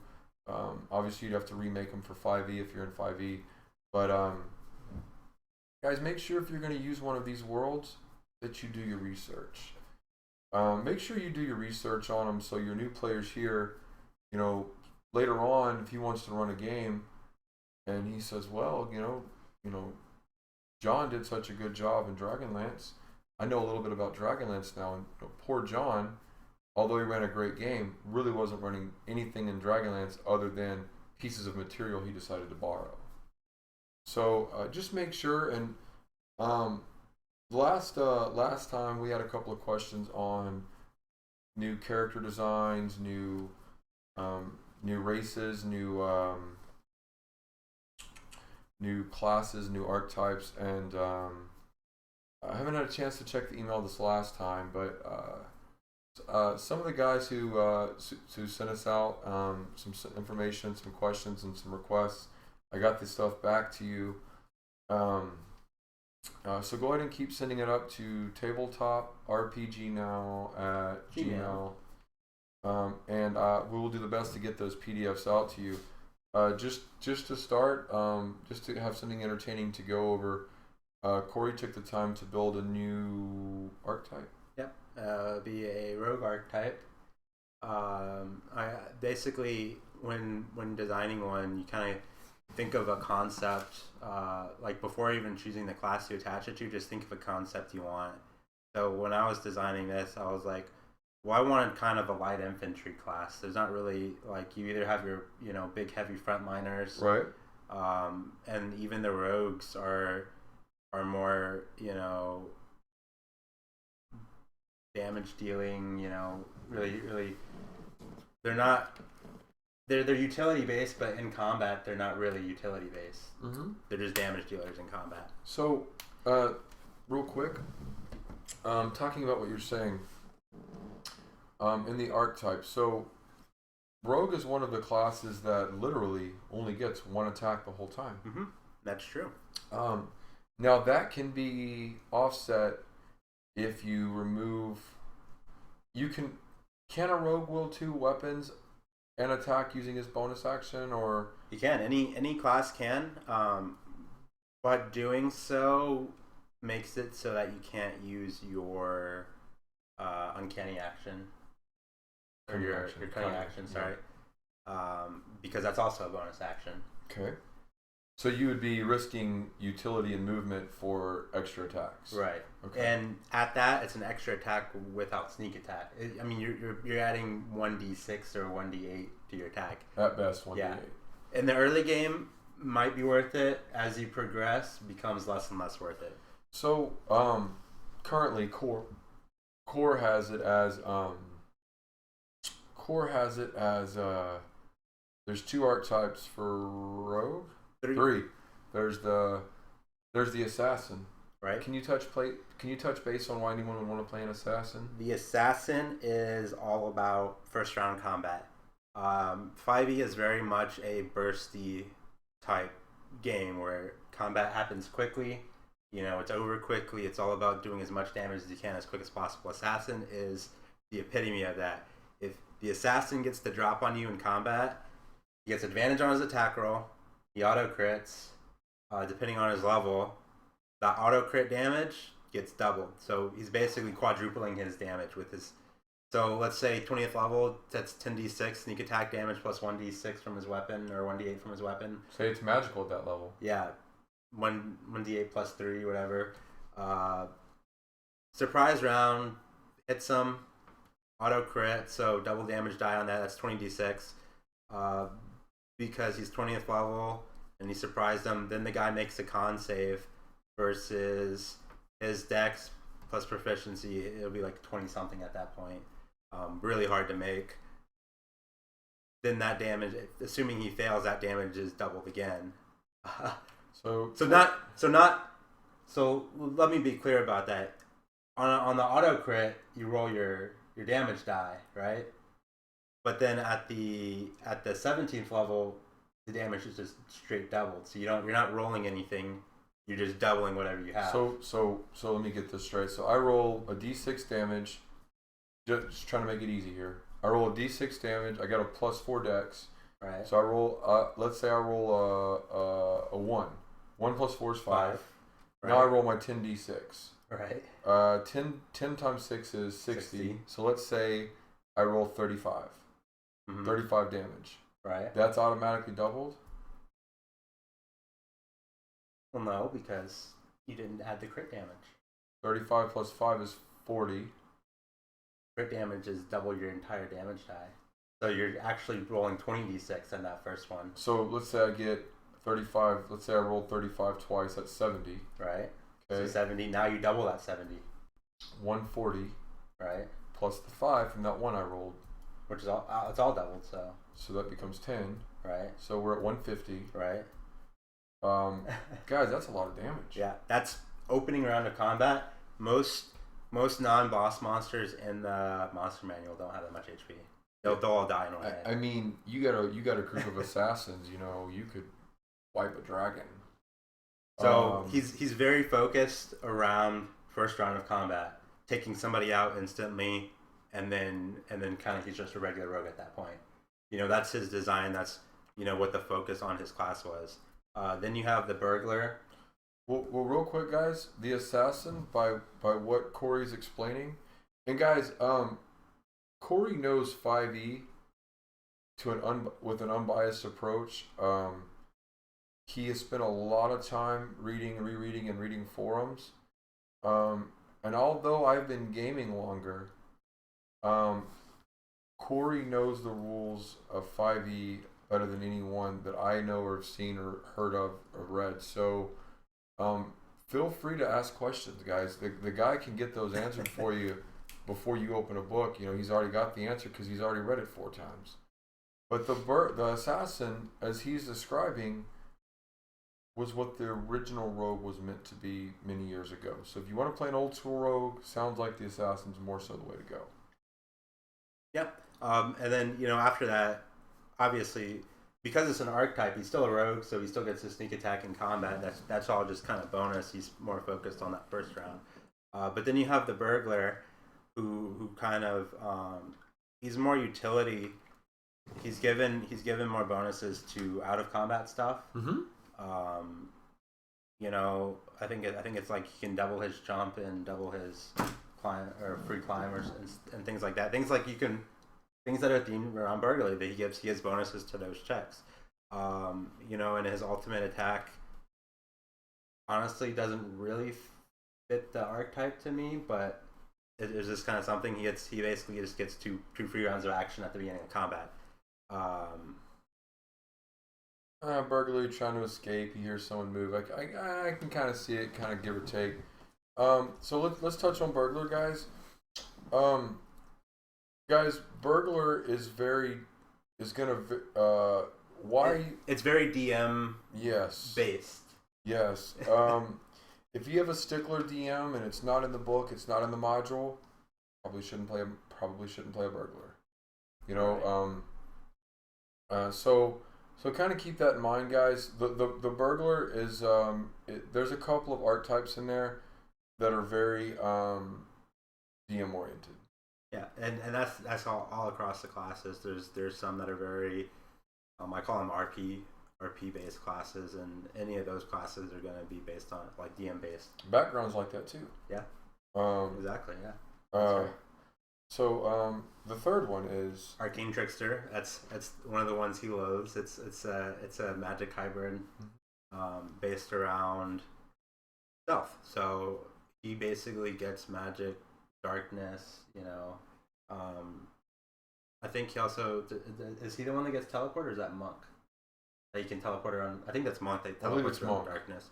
But basically, he's kind of based around the idea of a magically enhanced rogue. Arguably, would be better than any other rogue, but they did a good job of balancing him to make sure that he's not. His last ability is really cool, and it allows him to kind of basically steal a spell. That's cool. That somebody's casting, which depending on how if your DM lets you roll to see what the spell is or anything like that, can be extremely powerful. And then so all of those are very focused, and that's how archetypes are supposed to be. They're supposed to be very focused on doing one thing. So when I created an archetype, I wanted to focus on light infantry or skirmishing. It's very common in combat. You see it all the time. They're basically a screening force. They'll come in. They're not part of the main army. They'll just come in and harass and pick at people. The people try and chase them. That's what they want. They run away. People break their formations, and then the main army comes and crushes them when they're out of formation. I mean, that's their role, is to just poke and harass. So let me interrupt real quick, guys. I want to explain something about the Arcane Trickster. So there's two archetypes that I don't care for my particular world, and that's the Arcane Trickster and Eldritch Knight. The Eldritch Knight. Are they overpowered? Not really. I'm not removing them because they're overpowered. If that was the case, I feel like I would remove the Bard first. I want to get to Bard before we end today, but the reason I want to talk about the Arcane Trickster just for a second before he goes forward, guys. The reason why I don't particularly care for him is again, coming from the old school. I remember where magic was special. It came to the point where it was powerful, but if you were touched or took a point of damage before you got your spell off, your spell pretty much fizzled. Later on, they had spell failure percentages and chances and things like that. I just don't feel like every class should have magical concepts. The idea that the elf gets a cantrip or whatever, one of the elfin races gets a cantrip, I'm okay with that. The tieflings get some stuff, I'm okay with that. But the idea that I'm a fighter, Eldritch Knight, I actually allowed an Eldritch Knight in my game before the DM's guide came out, and the reason why was because we had a fallen paladin, a paladin who lost his paladinhood, and by design of what he was, I think the Eldritch Knight fit fairly well, and it fit fairly well. So in that case, it was okay. I don't know why every rogue couldn't be an Arcane Trickster, because they're supposed to be able to read scrolls and stuff like that. Yeah. But to give them innate abilities on top of what they get for doing what they should be doing anyway. Oh, that's actually burglar specific, is the ability to read scrolls and stuff. Yeah, so if why, like, yeah, I mean, the burglar can read scrolls, but the Arcane Trickster can already cast spells and do this other stuff. I mean, he doesn't need to read scrolls, right? So I'm not the biggest fan of Arcane Trickster. It fits in Eberron. It fits in Forgotten Realms. Doesn't really fit in my world. I'm not saying I'll never allow one. You come up with a great backstory, I would probably allow it, guys. But moving on to his, and I wanted to actually go over everything and read it out loud, because I want you to give an idea of what we're offering for free. All you have to do is let us know what you want. So we're going to move on to the Skirmisher, Rogue Archetype. All right. And again, guys, so this would technically be the fourth, and the Skirmisher could fit anywhere, right? Mm-hmm. So what I did is, after I decided what role I wanted him to have in combat. What role is that?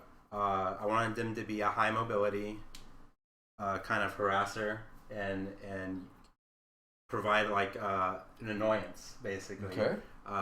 Cool. You know, just something that kind of pisses off the enemy and makes the enemy kind of want to charge at him instead of another guy, while being able to get away in the process. Like just little things, kind of utility based, I guess. So when I was looking at it, I thought, you know, what role would he fit in? You know, obviously because he's not a caster, couldn't be a caster, so you rule those out right away. You know, no bard, warlock, sorcerer, wizard, or cleric. So then that leaves them their melee or the physical classes: fighter, you know, barbarian, rogue. Possibly you could have it as a ranger, and it would still work. I decided that I liked what the rogue offered, because the core rogue is very evasion based. It's a lot of, oh, you can't hit me because I'm dex based, and He's almost skirmisher by design. yeah. So he already has a lot of what I wanted out of this class and built into him. So then what you want to look at next is the actual archetype levels, because they're different for every class. Some only get 3, some get 4, some get 5, and what levels they get them at. So rogues get all of their archetype abilities at 3rd, 9th, 13th, and 17th levels. So I looked at it and I was like, oh, so he needs 4 abilities. You know, 4 things that fit into what I want him to be. Generally speaking, they get a core ability right away. Like, that's something that defines what they're going to be for the rest of the game. Okay. So I chose to give him one of his defining characteristics right away, which kind of took from the Battlemaster fighter a little bit. Okay. And what I decided to do. When you say you took from the Battlemaster, what do you mean? So the Battlemaster has dice that he can use. Superiority die. Yeah, his superiority die. And they're a resource, and he can use them to add things onto his attacks. Okay. So looking at what the rogue has, without trying to add anything, rogue has what? Sneak attack die. Very similar concept. By giving up a sneak attack die, and it's not just for that round, it's, you know, till you short rest. You give up that sneak attack die, and it allows you to do something. So what I have here, you know, these are just, you know, 4 quick things I came up with. You know, there's a blinding strike. It allows you to, you know, like throw dirt in their eye, you know, do something that would blind them for a round. You know, any of these actions cost one of your sneak attack die to use. So if you're 3rd level, which is when you're getting this, you only have 2 sneak attack die. You know, you use one of these, you're at 1 sneak attack die, you use 2, you're just doing regular damage for the entirety of the combat. So let me get this straight. So as a rogue, I can sneak attack a lot, right, depending on how my party sets up, as long as someone's adjacent, right? Mm-hmm. So let's say that I'm a rogue that has 3 sneak attack die upon sneak attack hit. At the beginning of the day, or beginning after a short rest, I can say, Corey, today I want to turn in one of my sneak attack die for blinding barrage, whatever we're going to end up calling it. Again, this is just a rough draft, but for a blinding attack. Mm-hmm. So can I halfway through the day say, hey, I don't want to do blinding attack because we're only fighting undead, so I just want to do normal damage? Well, it works a little bit like the fighter ability, where you have all of your sneak attack die, but when you choose to attack, that's when you declare, you know, whether you hit or miss, that you're going to use a sneak attack die to do a blinding attack, to attempt to blind them with your attack. So at the beginning of the day, if I choose, hey, today I want to prep for blinding attack, for the rest of the day, if I had 3, I only have 2 sneak attack and blinding attack, or do I do it upon hit? It's upon hit. Okay. And then basically once you use it, it's gone. So, you know, you use that once. That was your sneak attack. That was one of your sneak attack die. So now you have 2 sneak attack die for the rest of the combat until you short rest. So might be multiple combats. Okay.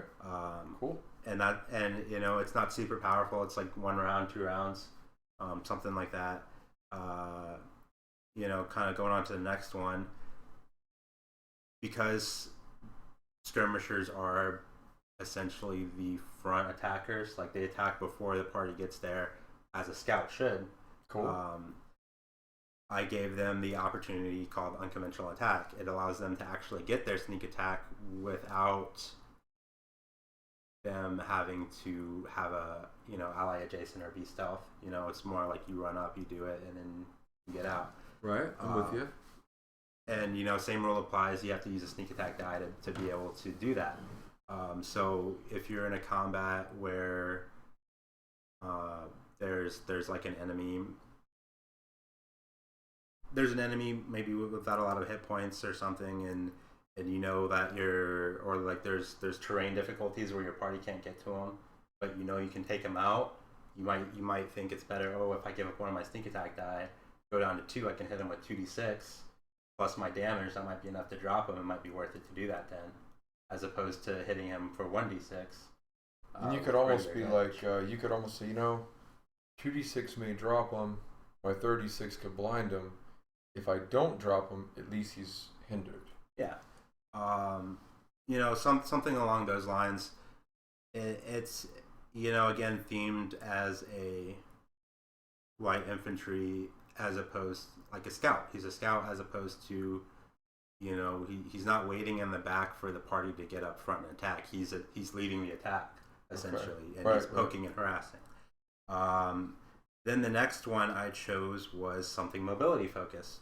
It's called Keep Your Distance, and you may move half your move as a reaction to an enemy's attack. The enemy still gets his attack on you, but after he hits or misses, you can move half of your normal move. However, if you haven't used your bonus action this turn, you can actually use it to do the disengage action, as rogues are allowed to do on their turn with cunning action, to actually just negate that attack completely. But then again, it's gone for the turn. Just as if you'd use it on your turn, it's gone for the turn. So if you attack me, like if you win initiative, you attack me, I may choose to use it then on my turn, it's gone. I can't use it to stealth. I can't use it to disengage again. So what's really cool about that ability, in my opinion, is I don't think it's overpowered at all, and I think giving a rogue the ability. So first of all, rogues already have the ability to use cunning action to double move and get an attack, or move, attack, and get away. Mm-hmm. Right? Move, use cunning action to disengage, make the rest of your move out of the way without provoking AOs.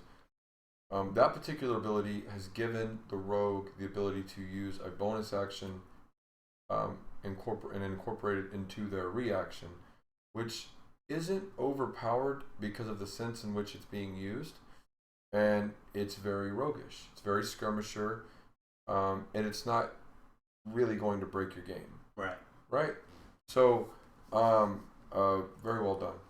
Thank you. Last one I had on there. These are all the third level. Kind of get it all together. Okay. So you get to pick which one you want to use. Yeah. Just like the superiority. Pinning strike. You attempt to immobilize the target. Dex save versus your DC or becomes restrained for 1 round. Same in essence as the blinding strike, just different utility there. Keep a guy with high mobility stopped for 1 round, so he can't get to your party, or however you want to do that. Okay. Yeah, and so each time you use a sneak attack die in that way, it can't be regained until a short or long rest has been completed. Meaning, you have to really pick and choose when you want to use these abilities. Because if you just kind of go through them, then you're out of your sneak attack die, and you're just kind of a shitty.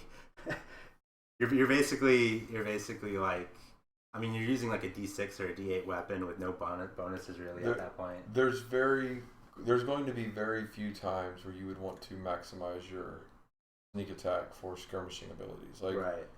Most of the time, these are meant to complement a little bit extra damage. Right. Right. They're meant to add a little bit more utility to what the rogue already does. They're not meant to just, I'm going to use all of my sneak attack die every single round to do these things.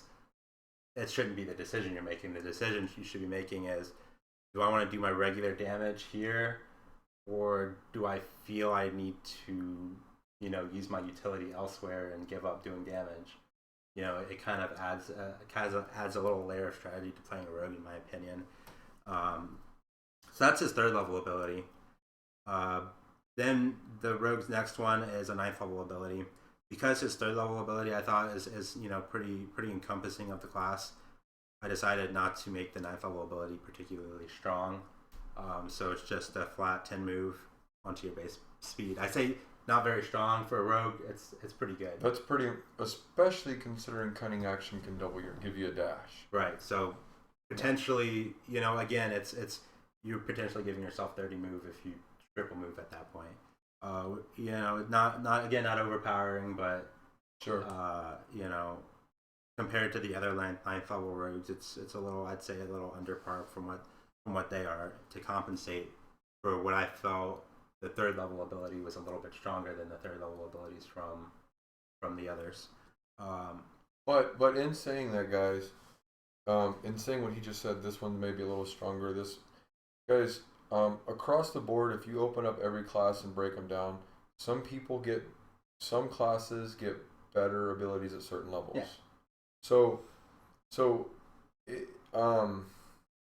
the general design is if he's strong at level 1, he shouldn't be strong at level 9. Like, he has to have weak points at some point. Yeah. So, like, what I'm saying is, you take 2 classes and they go 1v1. Even if you make a group 5 fighters versus 5 of this or whatever, maybe the fighters win at level 3, but they lose at level 5. Maybe they win at level 7 and lose at level 12. Right. So there should be different spikes of power. You shouldn't be like, the skirmisher is better than the other rogues at 1st level, well, and at 2nd and 3rd, and also between 4th and 10, right? So, and we're going to touch base on that in a minute, but continue.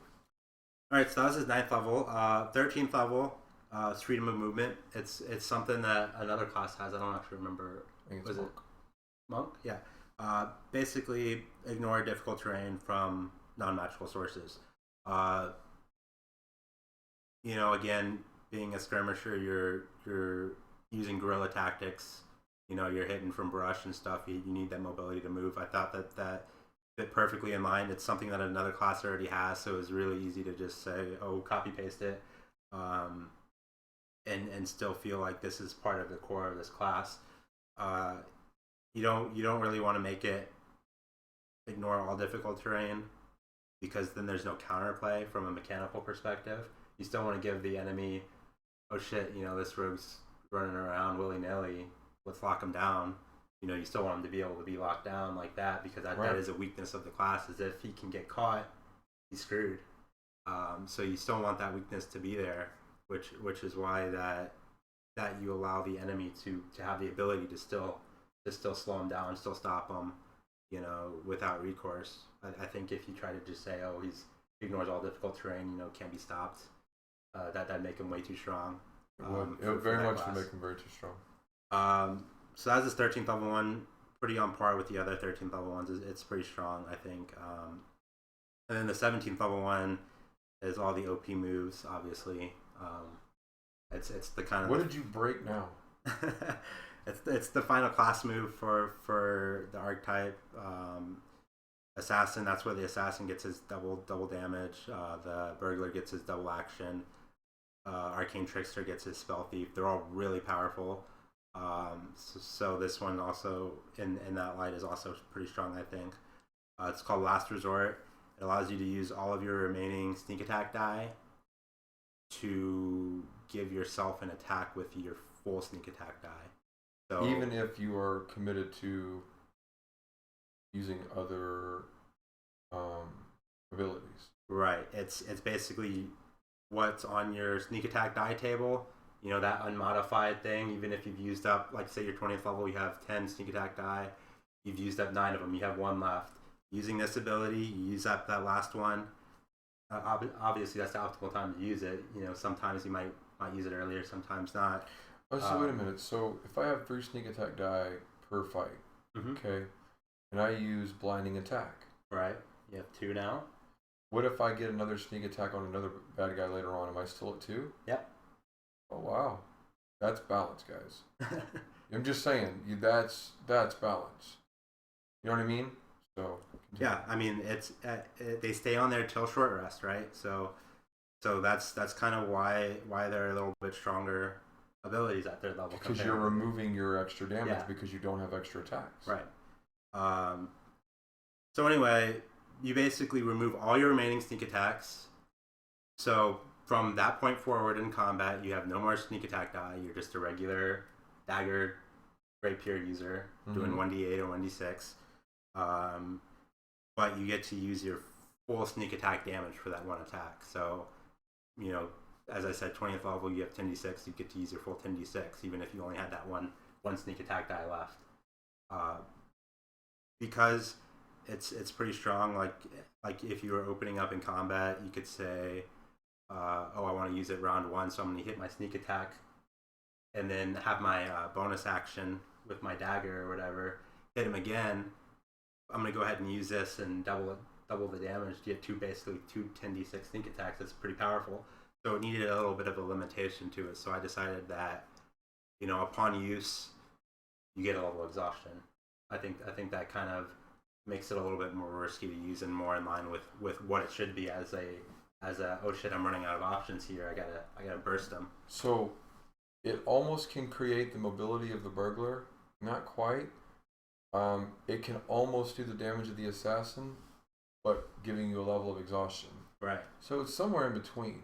And the arcane trickster is kind of out on its own, doing its own thing. So, but it's not acquiring extra magic. It's not making you immune to magical terrain or difficult terrain, which is why I think, guys, something like this is perfect. Like that's a very well designed archetype. You know, I think that's very well designed, and we're gonna get this typed up and refined and fixed up. We're definitely running out of time. Yeah. We actually have been out of time, but you guys were asking about archetypes, so we wanted to accommodate you the best way we could. So thank you, Corey, for that. Guys, let us know what you think of the settings and your personal experiences, or from what you've heard today, which setting has interested you. Mm-hmm. Who's your favorite character from the D&D worlds? One that we kind of overlooked. Paul Kemp writes on the Heir of His Kale series, which is another Forgotten Realms character. He's a retired assassin that comes back. New series came out with his son, the Godson or the Godborn or something like that. But anyway, pretty cool, pretty dark. If you're into that kind of stuff, so let us know who you're interested in. Who do you want to hear about? Who do you want to see about? You know, personally, I think Dritz was amazing for his time and what he was meant to be. You know, he's the traditional, anti-hero, good guy who tries to justify the blood on his hands, which most of the time it can be justified. He did 1v1 a Dracolich, though. That's never going to happen in Dragonlance unless Raceland's already in power. Caramon would never 1v1 a Dracolich. It's just not happening.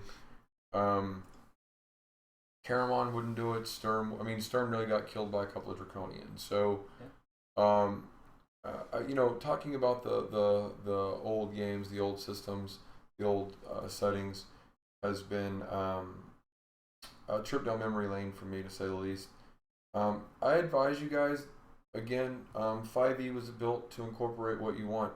So I don't have to sit here and wait for Dragonlance 5e to come out. I can take this setting right here and take the knowledge I have of Dragonlance with the information I have right here, and I can run a Dragonlance game, pick up a few maps, and we're good to go. So 5e was built that way, guys. It was built for you to be able to do that, so they don't have to go rebuild everything and re-release everything